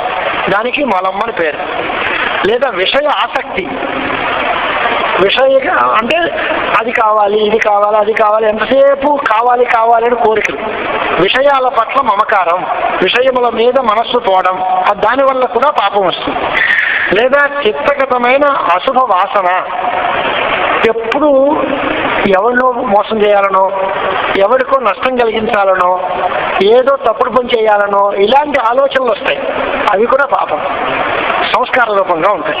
ఇవన్నీ కనిపించే వస్తువులు కాదు, కానీ చాలా సూక్ష్మమైనటువంటి స్థితిలో మనస్సును పట్టి పీడిస్తూ ఉంటాయి. అవి పాపాలు, దాన్ని మలం అంటారు. రెండోది, దీన్నందరినీ పోగొట్టడం ఏం చేస్తుంది, ఎలాగా అనేది కూడా మనం ఆలోచించాలి. ఈ పాపాలను పోగొట్టుకోవడం ఎలాగా అని అంటే, మలినమైన అంతఃకరణం పరిశుద్ధం కావాలి అంటే ఆ మలాలు తొలగించాలి. అది ఎలా కలిగించాలి అంటే, మొదటి మాట ఏం చెప్పారు, నిషిద్ధ కర్మాచరణం అన్నారు. ఇప్పుడు దానికి ఆపోజిట్ నిష్కామ కర్మాచరణం చేయండి. సత్కర్మలని ఫలాపేక్ష లేకుండా చేయండి. నిష్కామ కర్మ యోగం వల్ల ఆ నిషిద్ధమైన పనులను చేసేటువంటి పరిస్థితి పోతుంది. దాన్నే అసతోమ సద్గమయ అనేటువంటిది అభ్యారోహ మంత్ర జపం అంటారు. దాన్ని ఆ మాటలో చెప్పిన ఉపదేశం ఇదే. తప్పుడు పనులు చేసే అలవాటు ఉన్నవాడు శాస్త్రం చెప్పినటువంటి పద్ధతిని సక్రమంగా చేసి అది కూడా పరమేశ్వరార్పణ బుద్ధిగా చేసుకున్నట్లయితే ఈ విశుద్ధ కర్మాచరణం వల్ల వచ్చే పాపం పోతుంది. ఇక రెండోది అశుభ వాసన అన్నారు. దాన్ని భూతదయ, పరోపకారం, దానం ఇలాంటి మంచి అలవాట్లు చేసుకుంటే అది పోతుంది. ఈశ్వర నామోచ్చారణం చేసుకున్నట్లయితే మనకి చిత్తగతమైనటువంటి పాపాలు పోతాయి. అంటే ముందు పాపములతో కూడి ఉంది మనస్సు. ఈ పాపాలని నువ్వు తొలగించుకో అని చెప్తారు. కానీ ఎలాగా అంటే మార్గాలు కూడా చెప్తున్నాను. ఎప్పుడు భగవన్నామం చేస్తూ ఉండు, ఎప్పుడు భూతదయ కలిగి ఉండు, ఎప్పుడు నిష్కామ కర్మాచరణం చేస్తూ ఉండు. నీకు శాస్త్రం ఏ పని చెప్పిందో ఆ పనిని మానకుండా చెయ్యి. సర్వధర్మాన్ని పరిత్యజ్య మావేకం శరణం వ్రజ అని గీతల్లో ఉపదేశం చేశారు. అంచేత స్వధర్మ సమనుష్ఠానం చెయ్యి. స్వధర్మమపి చావేక్ష్య అనేటువంటి మాట చెప్పి నీకు స్వధర్మం కాబట్టి నువ్వు యుద్ధం చెయ్యి అని అర్జునుడికి ఉపదేశం చేశాడు. అంచేత ప్రతి మనిషి కూడా ముందు చేయాల్సిన పని ఏంటి అంటే, తనకి శాస్త్రం ఏం చెప్పిందో స్వవర్ణ ఆశ్రమ విహితమైన కర్మానుష్ఠానం చేయాలి. ఆ కర్మల్ని కూడా ఫలం కావాలి అనే దాంతో మొదలెట్టినా చివరికి వచ్చేసరికి ఫలం దైవే సమర్పయే, కర్మణ్యేవాధికారస్తే మా ఫలేషు కదాచన అని గీతల్లో చెప్పినట్టుగా ఈశ్వరార్పణ బుద్ధ్యా పనులు చేయాలి. దానినే కర్మనిష్టానో, కర్మయోగమనో, అది నిష్కామ కర్మనో రకరకాల పేర్లతో మనం చెప్తూ ఉంటాం. ఏం చేసినా దీనివల్ల పాపాలు తొలగించుకోవచ్చు. ఈ నామోచ్చారణం ఈ రెండింటికంటే పదునైంది అన్నది. భగవన్నామాన్ని ఉచ్చరించడం అనేది రెండింటికంటే పదునైంది. నిష్కామ కర్మాచరణం చేస్తాము, భౌతికంగా కలిగి ఉంటాము. ఈ రెండు ఉన్నాయి. నేను ఎప్పుడు భగవన్నామం చేయడానికి కష్టం అండి అన్నాడు అనుకోండి, అప్పుడు దీంట్లో మలము విక్షేపము రెండే పోతుంది. ఆవరణ శక్తి ప్రధానం పోదు. మల విక్షేప ఆవరణమున 3 దోషాల్లో 2 దోషాలను మాత్రం పోగొట్టేవి భూతదయ నిష్కామకర్మ. విక్షేపాన్ని కూడా పోగొడుతుంది భగవన్నామోచ్చారణ. ఎందువల్ల అంటే భగవన్నామం సదా చేస్తూ ఉన్న మనిషి తప్పుడు పని చేయడానికి టైమే ఉండదు. వాడికి తప్పుడు ఆలోచన రాదు, తప్పుడు పని చేయదు. దానివల్ల నెగిటివ్ రిజల్ట్ ఏదీ రాదు. కాబట్టి వరము పోతుంది, విక్షేపము పోతుంది. అప్పుడు వారికి ఆవరణం ప్రధానంగా తొలగడానికి అవకాశం ఉంటుంది. కాబట్టి నిష్కామ కర్మానుష్ఠానం చేయాలి. చేస్తే అంతఃకరణంలో మలం అంటే పాపం తొలగుతుంది. విక్షేపము అనేది, విక్షేపము అంటే మనసు చెదిరిపోతుంది అంటాం మనం. చెదిరిపోవడం అంటే ఒక చోట నిలబడదండి, అక్కడ ఇక్కడ ఇప్పుడు ఒకసారి ఇది ఆలోచిస్తాం, పుస్తకం తీస్తాం, ఇది బాగానే ఉంది, టీవీ పెడితే ఎలా ఉంటుందో, ఎవడో కూరవాడు వచ్చేయడమో చూడరా, లేకపోతే ఎవరో డబ్బులు ఆ ఫుట్బాల్ బాకీ తీర్చాడా లేదా చూడు పరిస్థితి, మా అబ్బాయి ఫోన్ చేసేయడమో కనుక్కో. ఒకదానికి పొందిక లేకుండా అన్ని విషయాల మీద మనస్సు చంచలంగా ఉంటే నీకు ఏకాగ్రత ఎక్కడొస్తుందయ్యా? దానికోసం ఉపాసన చేయాలి. ఉపాసన చేయాలి అంటే ఒకే విషయం మీద కాన్సన్ట్రేషన్ ప్రధానంగా పెట్టుకుంటే ఆ ఏకాగ్రత వస్తుంది. అది విక్షేపము అనే దోషాన్ని తొలగిస్తుంది. నిష్కామ కర్మాచరణం చేసి ఉపాసన చేసిన వాడికి మలము విక్షేపము అనే 2 దోషాలు పోతాయి. పోయిన అజ్ఞానం తరగదు. అనాది అజ్ఞానం. ఎవడో అడిగాడు, అజ్ఞానం ఎప్పటి నుంచి వస్తుందండి అని. అజ్ఞానం సంపాదించుకోవడానికి కాలేజీలోను స్కూల్లోనూ చదువుకోక్కర్లేదు. అజ్ఞానం మనకి ప్రాపర్టీ. మన పుడుతూనే మన దగ్గరకు వచ్చేసింది. హాయిగా పుడుతూనే వాడు ఆగర్భ శ్రీమంతుడు అంటావే. ఆగర్భ శ్రీమంతుడు అంటే పుట్టిన దగ్గర నుంచి మనకు వచ్చేటువంటి గొప్ప ప్రాపర్టీ ఏంటి అంటే మన అజ్ఞానమే. అది మన దగ్గరే ఉంటుంది, ఎక్కడికి రాదు, దానికి ప్రయత్నం అక్కర్లేదు. కానీ దీన్ని పోగొట్టడం కోసం ఏం చేయాలి అంటే ఆ సాధన చతుష్టయ సంపన్నుడు అయినటువంటి వాడు ఎవరైతే ఉంటాడో వాడు దీనికి అంటే మొత్తం ఏం చేయాలి అన్నమాట. ఇప్పుడు ఈ వేదాంత శాస్త్రం చదవడానికి ఎవడు అధికారి అని ప్రశ్న. సమాధానం ఏంటి అంటే ప్రతి మనిషికి ఒక మనస్సు ఉంటుంది. ఆ మనస్సుకి 3 దోషాలు ఉంటాయి. 3 దోషాల్లోనూ మలము విక్షేపము ఆవరణము అని 3 ఉన్నాయి. దానిలో మల విక్షేపములను కర్మాచరణము ఉపాసన చేసి తొలగించుకొని ఈ అజ్ఞానం పోకుండా ఉన్నవాడు ఎవడో వాడు ఇక్కడికి రండి. అప్పుడు మేము జ్ఞానం ఉపదేశించి అజ్ఞానాన్ని తొలగిస్తాం.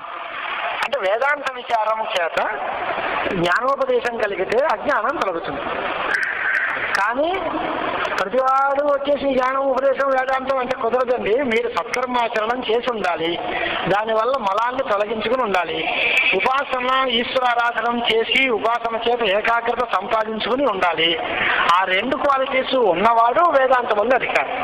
అథో బ్రహ్మ జిజ్ఞాస అని జిజ్ఞాసాధికరణంలో అథ సాధన చతుష్టయ సంపత్తి అనంతరం వేదం చదివిన తర్వాత అని అన్నారు ముందు ఆచార్య స్వాముల వారు చెప్పి. తర్వాత వేదం చదివినంత మాత్రాన ఆత్మవిచారం చేయాలనే కోరిక పుట్టదయా, సంభావన పెరగడానికి ఇంటింటికి తిరిగి సంభావన తీసుకోవడానికి ఉంటుంది. నువ్వు స్వాధ్యాయానంతర్యంతో సమానం. వేదం చదువుకుంటే చాలదయ్యా, చదివేందుకు సంస్కారం ఉండాలి. చదువుకున్న వాళ్ళు ఎంతమంది ఎన్ని తప్పుడు పనులు చేయట్లేదు.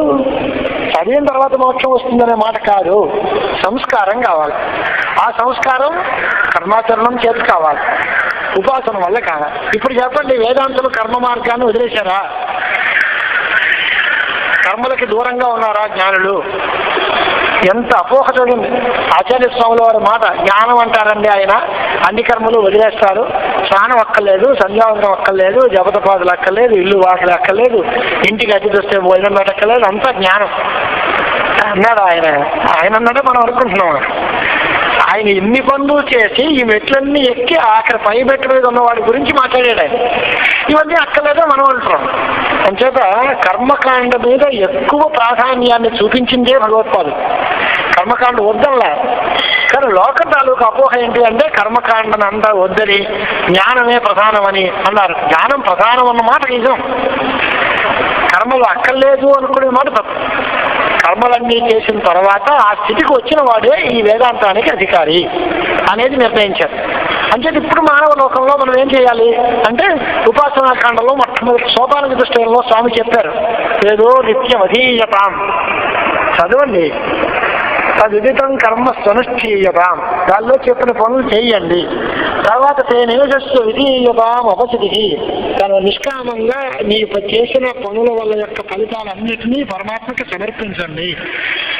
చేసి కామ్యే మతిస్త్యజ్యతాం, కామకర్మలు నిష్కామకర్మలుగా చేసుకోండి, ఫలిత కోరికల్ని దగ్గరికి రానివ్వద్దు అని అయిపోయిన తర్వాత సంగత్సత్సు దృఢా విధీయతాం, సత్సంగం పెంచుకో, భగవతో భక్తి దృఢాధీయతాం.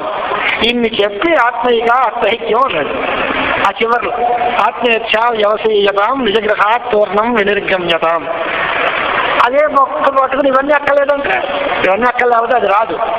అది కేవలం అది ఒక్కటే కావాలి అనుకోవడం చాలా తెలిసొక్క పని. అందుచేత వైదిక సంప్రదాయం చాలా ప్రణాళికాబద్ధంగా మామూలుగా నేలబారు విద్యార్థికి మేడెక్కడానికి తగిన మార్గాన్ని చూపించింది. ముందు పెట్టేది, తర్వాత పెట్టేది, తర్వాత పెట్టేది క్రమ వికాసం, పరిణామ క్రమంలో మనం మార్పు చెందుతూ వెళ్ళాలి తప్ప ముందంతా వేదాంత గోష్ఠి ప్రారంభిస్తామంటే మాట కాదు. మరి అయితే అధికారం లేనప్పుడు మనకి వేదాంతాలు ఎందుకండి అనుకుంటాను. వేదాంతమందు ఆ రుచి దేనికి అని అంటే ఎప్పటికైనా ఆ స్థాయికి చేరాలి అని ఒక ఆదేశం, ఒక గమ్యస్థానం చూపించుకోవడం కోసం, ఆ మార్గంలో మనం ప్రయాణం చేయడం కోసం ఎంత సులభంగా భూతదయని పరోపకారాన్ని మనం అలవాటు చేసుకుంటూ దీనిలో ప్రయత్నం చేయాలి. శంకరాచార్యుల వారు అవినయం అవనయ విష్ణు దమయ మనః శమయ విషయమృగతృష్ణాం భూతదయాం విస్తారయ తారయ సంసార సాగరత. చిన్న శ్లోకంలో వేదాంతం అంతా చెప్పారండి. మొట్టమొదటిలో ప్రారంభంలో విష్ణుమూర్తిని ప్రార్థించింది ఏంటి? అవినయం అపనయ విష్ణు. అవినయం అంటే ఏంటండి? అవినయం అంటే నేనంతా ఈ పని చేస్తున్నాను, ఈ ఫలితాన్ని పొందుతాను అనే అహంకర్తృత్వ భోక్తృత్వాభిమానమే అవినయం అంటే. దీన్ని వదులుచుతాను, నాకు కర్తృత్వాభిమానం వద్దు, నేను ఈ పని చేస్తున్నాననే గర్వం వద్దు, నాకు ఈ ఫలం కావాలనే కోరిక వద్దు, దీన్ని వదిలిపెట్టేవారు. అది ఎలా వదులుతావయ్యా? నా మనసులో కోరికలు వస్తాయి. అదే మనహ గమయ సమయ విషయమృగ దృష్ట. నా మనస్సుని కంట్రోల్ చేయి, నా ఇంద్రియాల్ని కంట్రోల్ చేయి, నాకు అందరి మీద, భూతం మీద, ప్రపంచం మీద భూతదయని అలవాటు చేయి. ఇవి చేస్తే అప్పుడు సంసార సాగరంలోంచి నేను బయటపడతాను. అది విచార సాగరంలో మనకి చెప్పిన మాట. సంసార సాగరంలోంచి బయటపడడానికి మార్గం ఈ విచార సాగరంలో దొరకాలి. అంటే మొట్టమొదట అధికారి ఎవరు అంటే సత్కర్మాచరణం చేసి భగవంతుణ్ణి ఉపాసించి చక్కగా పాపాలు పోగొట్టుకుని ఏకాగ్రత సాధించి అజ్ఞానం తొలగని వాడు ఈ గ్రంథానికి అధికారి అని చెప్పారు. రెండో మాట సాధన చతుష్టయ సంపన్న అని ఇంకో మాట అన్నారు కదా. సాధన చతుష్టయం అంటే అది చాలాసార్లు సూత్రభాష్యం విన్నారు, ఉపనిషత్తులు విన్నారు కనుక ఎక్కువగా చెప్పక్కర్లేదు. దానిలో నిత్య అనిత్య వస్తు వివేకము అని మొదటి మాట.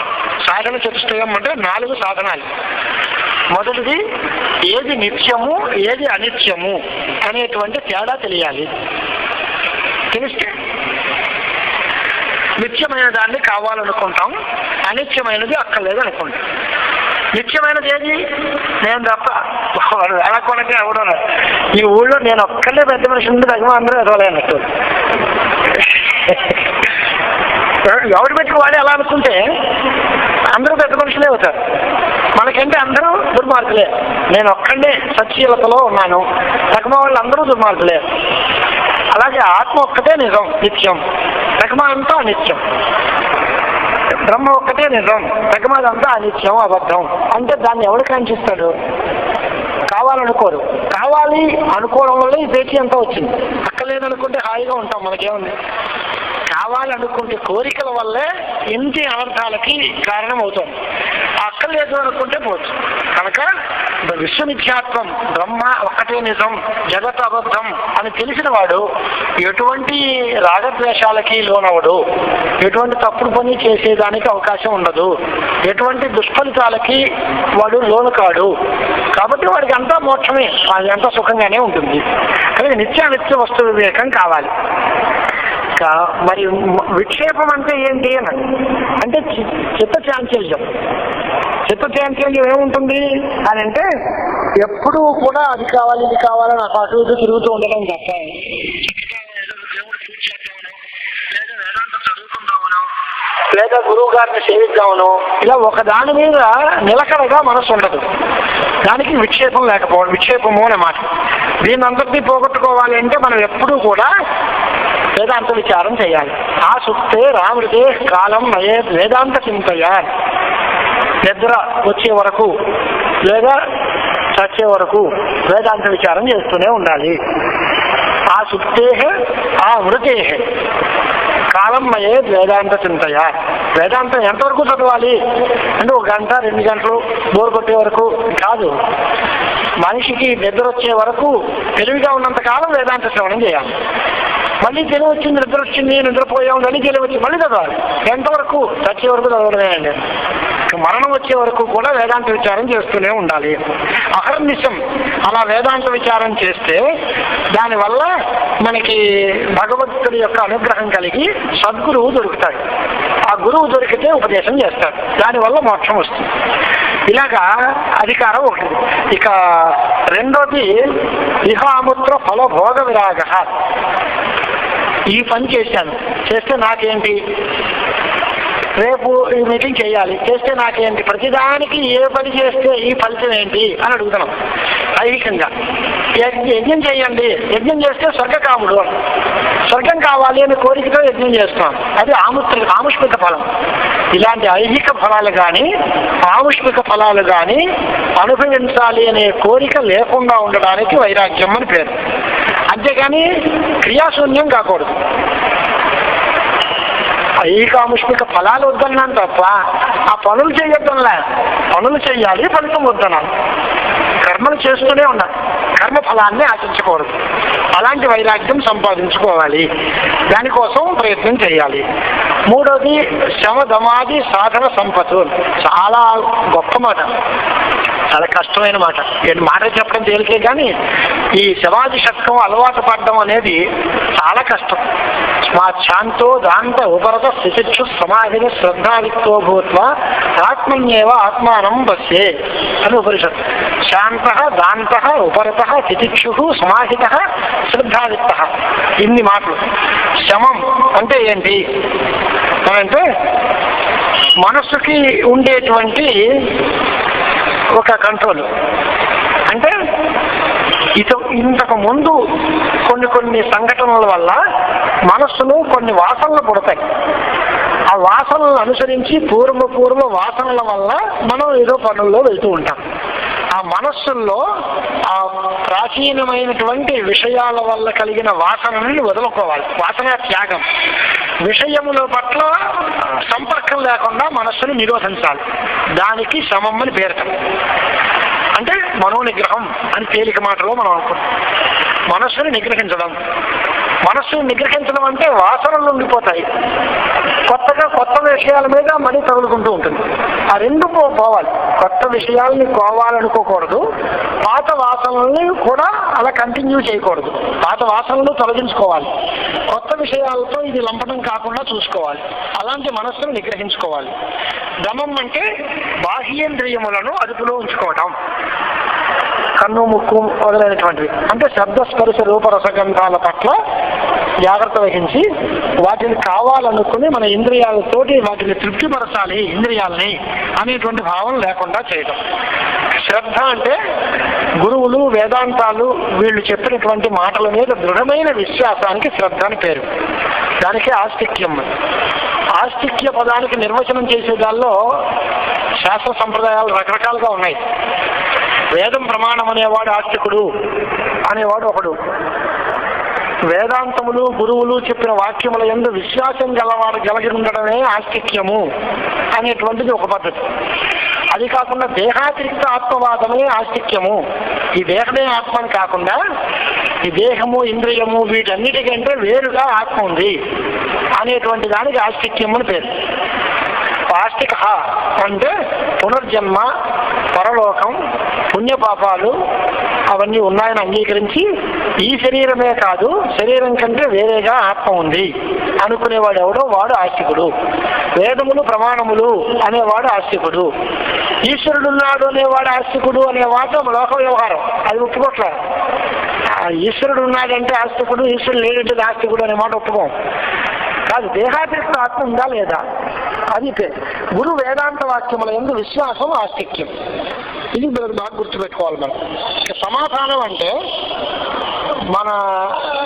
ఇప్పుడు మనకి అర్జునుడు కథ చెప్తూ ఉంటారు చూడండి. ఓ చెట్టు మీద పక్షి ఉంది, పక్షి కన్ను ఉంది, దాన్ని చూసి బాణం వేయి అంటే నీకేం కనిపిస్తుంది అంటే ఆ కన్ను ఒకటే కనపడాలి. చెట్టు కనపడకూడదు, కొమ్మ కనపడకూడదు, పక్షి కనపడకూడదు, ఆ కన్ను ఒక్కటే కనపడాలి. అది అలాంటి ఏకాగ్రత.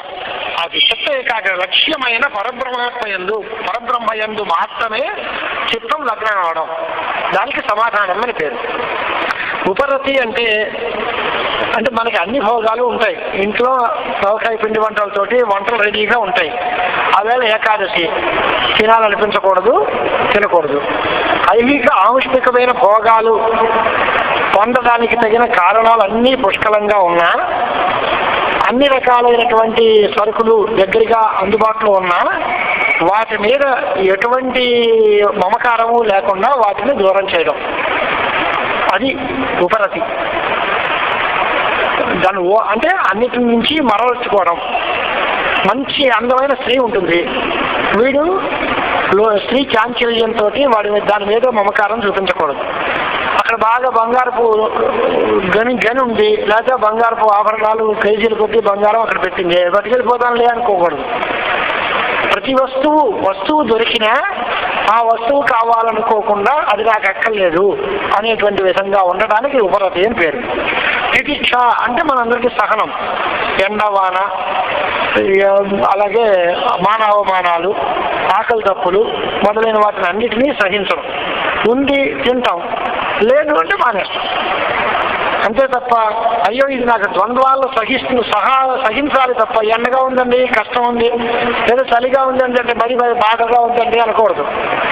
మానవమానములు, శీతోష్ణములు, అలాగే ద్వంద్వములు అన్ని సుఖ దుఃఖాలు, ఇలాగే వీటన్నిటినీ కూడా సహించడం అనే పేరు ఏదైతే ఉందో దానికి తితిక్ష అని పేరు. ఈ అన్ని ఉన్నప్పటికీ ఎన్ని వచ్చేప్పటికి లెక్క పెడితే అంటే శమదమాదులు 6, నిత్యానిత్య వస్తు వివేకం, ఇహాముత్రభోగ విరాగం, ముముక్షుత్వం, ఇలా లెక్కడితే ఎన్నో 10 ఎన్నో వస్తాయి. కానీ సాధన చతుష్టయం అని పేరెట్టారు, 4 సాధనాలు అని. ఎలా చెప్పారు అని అంటే సమాధులు 6 కలిపి ఒక యూనిట్గా చేసి సమాధి షట్కం అనేది ఒక సాధనం. ఇవన్నీ ఉన్నప్పుడు ఏక సాధనంగానే దీన్ని భావిస్తాం. కాబట్టి వివేకము, వైరాగ్యము, సమాధి షట్కము, ముముక్షుత్వము, ఈ 4 సాధనాలు. వివేకము, వైరాగ్యము చాలా ప్రధానమైనటువంటి విషయాలు. శమధమాదులు అలవాటు చేసుకోవాలి. ఇవన్నీ ఎలా వస్తాయి అనంటే నిత్యం ప్రాణాయామం చేయాలి. యమ నియమ ఆసన ప్రాణాయామ ప్రత్యాహార ధారణ ధ్యానములు అష్టాంగ యోగం అనుష్ఠానంలో పెట్టాలి. మళ్ళీ యమాలు నియమాలు అంటే ఏంటి? చంద్రశేఖర భారతీ స్వాముల వారు వివేక చూడమని వ్యాఖ్యానం రాస్తూ చాలా ఆమె అంటే ఎంత లోతుగా పుస్తకాలను చూస్తారు అనేది ఒక మాట కోసం అభయం సత్వ సంశుద్ధికి అని ప్రారంభించి గీతల్లో కొన్ని గుణాలు చెప్తారు. తర్వాత నియమాహ యమాద్యాహ అని ఇంకో మాట అన్నారు. వివేక చూడమని శ్లోకంలో అభయాద్యాహ, అభయము మొదలైనవి అన్నారు. తర్వాత యమములు నియమములు అని తర్వాత ఆయన అంటారు. ఈ మొదట్లో అభయం సత్వ సంశుద్ధికి దాంట్లో శౌచము, దయ అనే 2 మాటలు దీనిలో ఉన్నాయి కదా, మరి దాంట్లో కూడా 2 ఉన్నాయి, వీటిని మళ్ళీ రిపీట్ చేశారా లేదా? క్లారిటీ అది ఎక్కడ చెప్తారు? యమ నియమాలు యోగ దర్శనంలో చెప్తారు. ఈ అభయం సత్వ సంశుద్ధికి అనేటువంటిది గీతల్లో చెప్పారు. ఈ చెప్పిన వాటిని దాన్ని ముడెట్టి ఒక మనిషి అభయము మొదలైనటువంటి గుణాలని అలవాటు చేసుకోవాలి, భూతదయని అలవాటు చేసుకోవాలి, తపశౌచ సంతోష అనాయాసాదుని అలవాటు చేసుకోవాలి, అలాగే ఈశ్వర ప్రణాళము మొదలైనటువంటి వాటిని అలవాటు చేసుకోవాలి అనేది మొత్తం ప్రకారం. దీంట్లో దయా శౌచము అనేవి 2 సార్లు వచ్చాయి కదా అంటే అది తప్ప మిగతా నియమములే అక్కడ నియమం చెప్పించేత చెప్పాలి అంటారు. అంచేత యమములు నియమములు, యమాలంటే ఏంటి నియమాలంటే ఏంటి అనేది యోగ దర్శనం చాలా స్పష్టంగా మనకి చూపిస్తూ ఉంటుంది. తపస్సు చేయడం, శౌచాన్ని పాటించడం, స్వాధ్యాయం చేసుకుంటూ ఉండటం, ఎక్కువగా ఏమీ పెద్దగా కావాలనుకోకుండా ఉండటం, ఇలాంటివన్నీ కూడా మనం నేర్చుకోవాల్సినటువంటి గుణాలు. అలాంటివన్నీ ఉన్నప్పుడే మనస్సుకి నిగ్రహం కలుగుతుంది, అప్పుడే యోగం కుదురుతుంది. యోగం అంటే చిత్తవృత్తి నిరోధం, యోగ చిత్తవృత్తి నిరోధ. దానికి యమ నియమాలు సహకారి కారణాలు. దాంట్లో యమాలంటే ఏంటి నియమాలంటే ఏమిటి అనేది యోగ దర్శనంలో చెప్పించడం అన్ని చూస్తే అవన్నీ కూడా మనకి సాధనాలు అన్నమాట. ఇంకా మోక్షం కావాలి అనే కోరిక ఆఖరికి సాధన చతుష్టయంలో 4వది. ఇప్పుడు ఇవన్నీ కూడా జ్ఞానం పుట్టడానికి కారణాలా, దీంట్లో లోతుగా లోపల కారణాలు ఎన్ని బయట కారణాలు ఎన్ని అని చిన్న విశ్లేషణ. జ్ఞానోత్పత్తికి కారణాలు ఎన్నో చేయి మొత్తం అంటే ఇప్పుడు చెప్పుకున్న 4: వివేకం, వైరాగ్యం, సమాధి షట్కం, ముముక్షుత్వం 4. మరి ఇందాక చెప్పారు శ్రవణం, మననం, నిధిధ్యాసనం అని, అవి 3. 4, 3, 7. తర్వాత తత్పదార్థ శోధనం, త్వం శోధనం. అది తత్పదార్థం ఏమిటి, త్వం పదార్థం ఏమిటి? తత్పదానికి వాచ్యార్థం ఏమిటి, లక్ష్యార్థం ఏమిటి? త్వం పదానికి వాచ్యార్థం ఏమిటి, లక్ష్యార్థం ఏమిటి? వీటిని శోధించడం. దీంతో కలిపితే 8 అవుతాయి. ఈ 8 మనకు కుదిరితే అప్పుడు జ్ఞానం కోరడానికి సాధనం అవుతుంది. జ్ఞానోత్పత్తికి కారణాలు 8. దీంట్లో అంతరంగ సాధనాలు ఎన్ని అంటే ఇవన్నీ అంతరంగ సాధనాలు జ్ఞానం పుట్టడానికి. మరి బహిరంగ సాధనాలు ఏంటి అని అంటే యజ్ఞము, దానము, తపస్సు, శౌచము, ఇలాంటివన్నీ బహిరంగ సాధనాలు. అంటే జ్ఞానం ఎవరికి కలుగుతుంది అంటే ఈ బయట వాతావరణం అంతా పరిశుద్ధంగా ఉండి యజ్ఞదాన తపస్కర్మ నత్యాజ్యం కార్యమేవతతో అని భగవద్గీతల్లో చెప్పినట్టుగా ఈ బహిరంగ సాధనాలన్నీ అనుష్ఠానం చేసుకుని తర్వాత లోపల ఉండేటువంటి అంతరంగ సాధనాలన్నిటినీ కూడా పొంది ఆ తర్వాత వాడు జ్ఞానం పొందడానికి అధికారాన్ని సంపాదించుకోవాలి. ఈ శ్రవణాదులు ఇవన్నీ కూడా ఉన్నాయి. శ్రవణం ఏం చేస్తుంది అంటే కొత్త విషయాన్ని చెప్తుంటాం. మననం ఏం చేస్తుంది, నిధిధ్యాసం చేస్తుంది. అంటే మననం ఏం చేస్తుంది అంటే దానిలో సంశయాన్ని దూరం చేస్తుంది. జ్ఞానం ఏం చేస్తుంది అంటే దానిలో ఉండే భ్రమలను తొలగిస్తుంది. మాకు టెక్నికల్ గా ప్రమాణాసంభావన, ప్రమేయాసంభావన, విపరీత భావన అంటారు. విపరీత భావన అంటే విపర్యయం, ప్రమాణ అసంభావన అని అంటే సంశయం. ఈ సంశయము, భ్రమ ఇవన్నీ తొలగించి వస్తు నిర్ణయం చేయడానికి శ్రవణ, మనన, నిధిధ్యాసులు కారణం. కొంతమందికి సంశయాలు, భ్రమలు ఉండవు. వాళ్ళ పూర్వపుణ్యం మంచిదైతే ఒక్కసారి చెప్పేసరికి వెంటనే వాళ్ళకి నిజమైన వస్తువు ఖచ్చితంగా తెలుసుకోవచ్చు. శివకుమారుడు, ప్రసాద కుమారుడు, నారద మహర్షి, శరత్ కుమారుల వారు, ఇలాంటి వాళ్ళందరినీ చూస్తే వాళ్ళకి సందేహాలు రావు. వాళ్ళకి భ్రాంతి, అయ్యో ఇలా పొరపాటు పడ్డానండి, అవునా ఇలాగా అండి, అదే అండి, ఇదే అండి అని డౌట్స్ క్లారిఫికేషన్ అయ్యే ఉండవు. ఒక్కసారి చెప్పేసరికి వాళ్ళకి వాస్తవమైన తత్వం వాళ్ళ ముద్ర పడిపోతుంది. అది జన్మాంతర పుణ్యం. వాళ్ళ ప్రతిబంధకాలు లేని వాళ్ళు అన్నమాట. అలాంటి ప్రతిబంధకాలు లేని ఉత్తమ జీవులకి శ్రవణం ఒక్కటే చాలు అనేది ఈయన సిద్ధాంతం.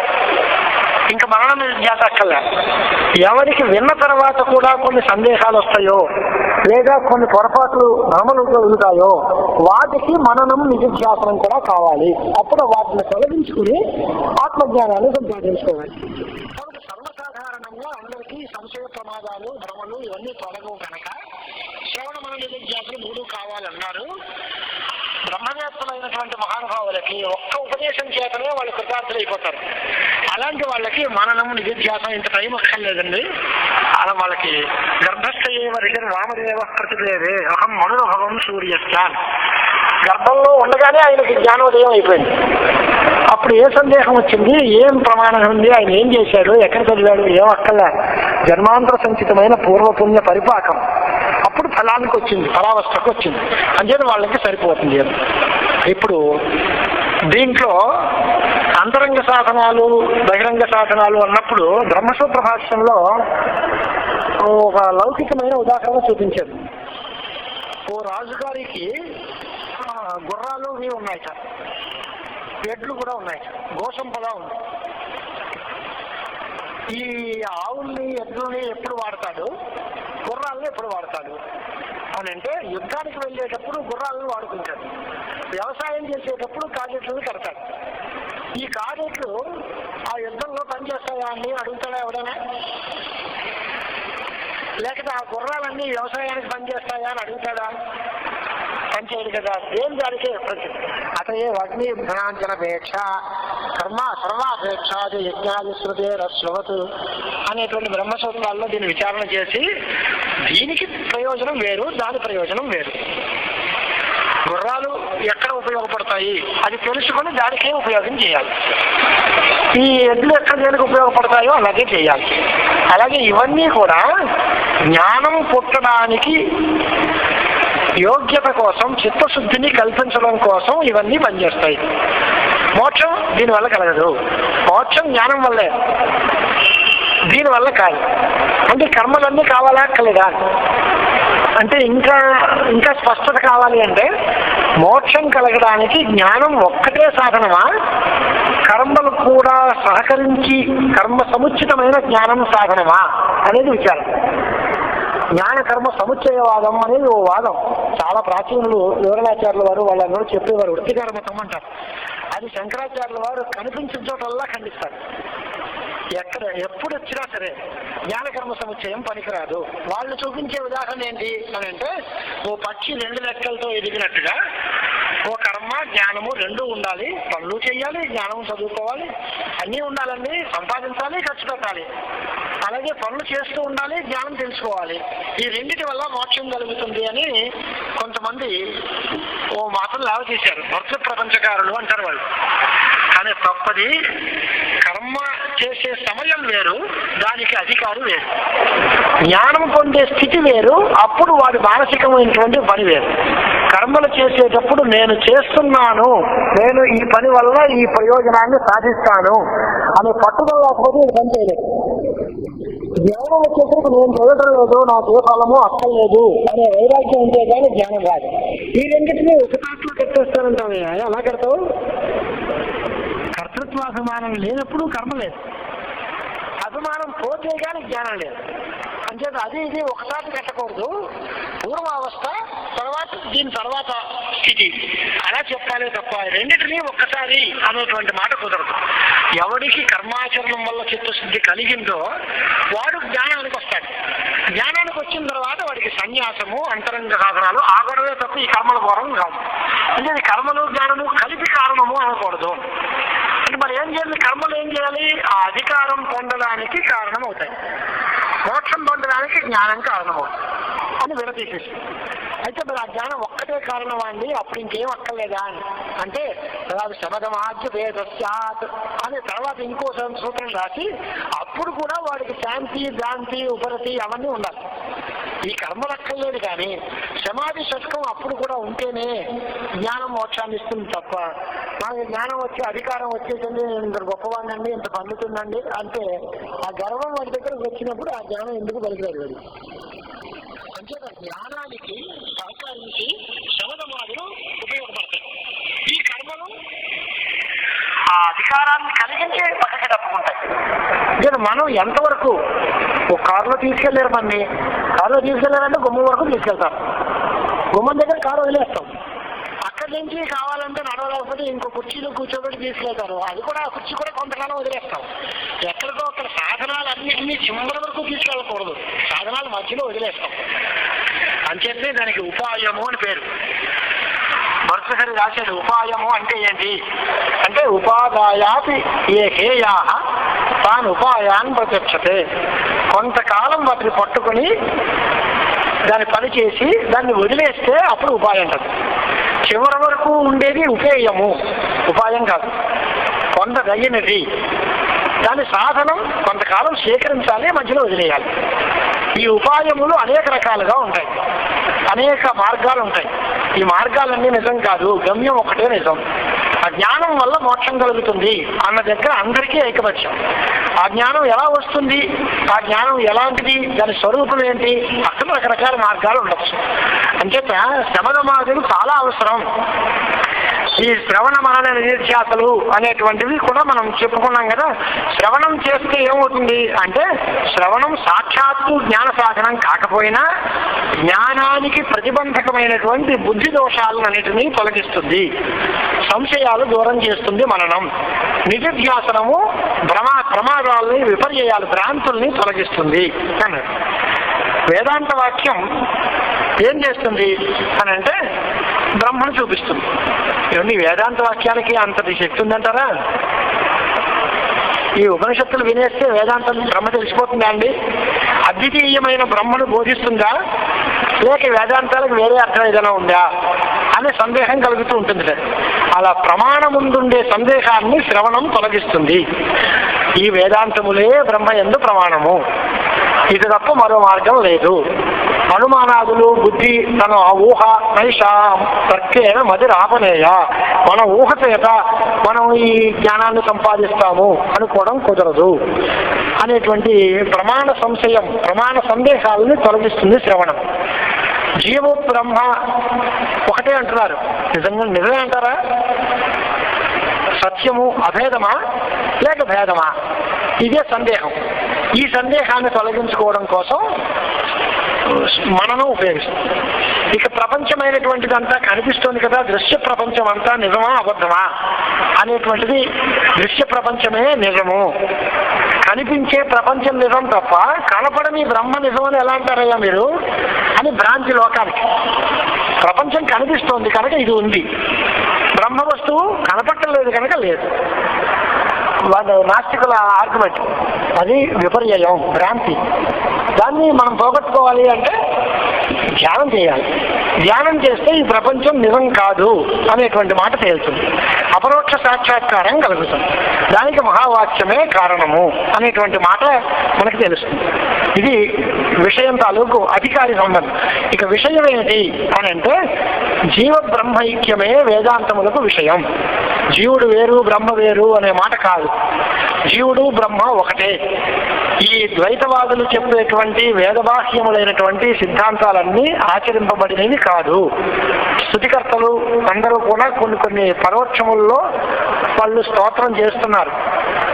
ప్రత్యక్షంగా స్తోత్రం చేసినా పరోక్షంలో మనల్ని నిందిస్తూ ఉంటారు. అలాగే ద్వైతవాదులు అందరూ కూడా వాడు గూఢ విప్రేకారులు, మనకి మోసం చేసేటువంటి వాళ్ళు, మనని తప్పుదారి పెట్టించేవాళ్ళు. ఇవాళ మనందరికీ రుచిగా ఆనందంగా కల్పిస్తున్న మాటలు చెబుతున్నారు. ఆ చార్వాకులు చాలా అందంగా మాట్లాడతారు, మన మనస్సుకి నచ్చేలాగా ఆర్గ్యూ చేస్తారు అనుకుంటాం. కానీ నిజంగా వాళ్ళు మనకి పెద్ద అపకారం చేసేవాళ్ళు, నిజం చెప్పేటువంటి వాళ్ళు కాదు. అంచేత జీవ బ్రహ్మైక్యమే వేదాంత సిద్ధాంతము అనేది విషయం. ప్రయోజనం ఏంటి అని అంటే ఎప్పుడైతే సర్వప్రపంచానికి కారణమైన ఆత్మవస్తువు తెలిసిందో అప్పుడు మనకి జనన మరణ ప్రవాహ రూపమైన సంసారం తొలగిపోతుంది. ఇది ప్రధానం. ఈ అనర్థ నివృత్తి మహానంద ఆవాహం. ప్రపంచంలో పుట్టుక చావు ఇవే దుఃఖానికి కారణం. మొత్తం అన్నిటికంటే భయం ఏది అంటే మృత్యు భయం. మృత్యువాప్నోతి నానేవ పశ్యతి. ఈ నానాగా అన్ని భేద దృష్టితో చూసేటువంటి వాళ్ళు మృత్యువు బాధపడతాడు, మృత్యు భయానికి లోనవుతాడు. మోక్షం అంటే ఏంటి? పరమానంద ప్రాప్తి. ఆనంద ప్రాప్తి అంటే ఆనందం ఎవరు? ఆనందం బ్రహ్మేది యజాన. ఆనందం బ్రహ్మే. ఆనందవాప్తి అంటే బ్రహ్మ ప్రాప్తి అని. అది ప్రాప్త ప్రాప్తి. నీ స్వరూపాన్ని నువ్వు చూసుకోవటం, నిన్ను నువ్వు తెలుసుకోవటం వల్ల అదే మోక్షము, అదే నిత్య ఆనందము, నిరతిశయమైన సుఖము అనేటువంటి విషయం చెప్పాలి. ఇది ప్రాప్త ప్రాప్తి అని మనం అనుకున్నాం. అలాగే సంబంధం ఏది అంటే గ్రంథము విషయము, చెప్పడం చెప్పబడ్డం, ప్రతిపాద్య ప్రతిపాదిక భావ సంబంధ. ఈ జీవ బ్రహ్మైక్యము అనే విషయాన్ని ప్రతిపాదిస్తుంది ఈ గ్రంథము. ఈ గ్రంథం ప్రతిపాదకం, విషయం ప్రతిపాదింపబడే వస్తువు అని అర్థం. ఇక అధికారికి ఫలానికి ఏంటి అంటే ప్రాప్య ప్రాపక భావ.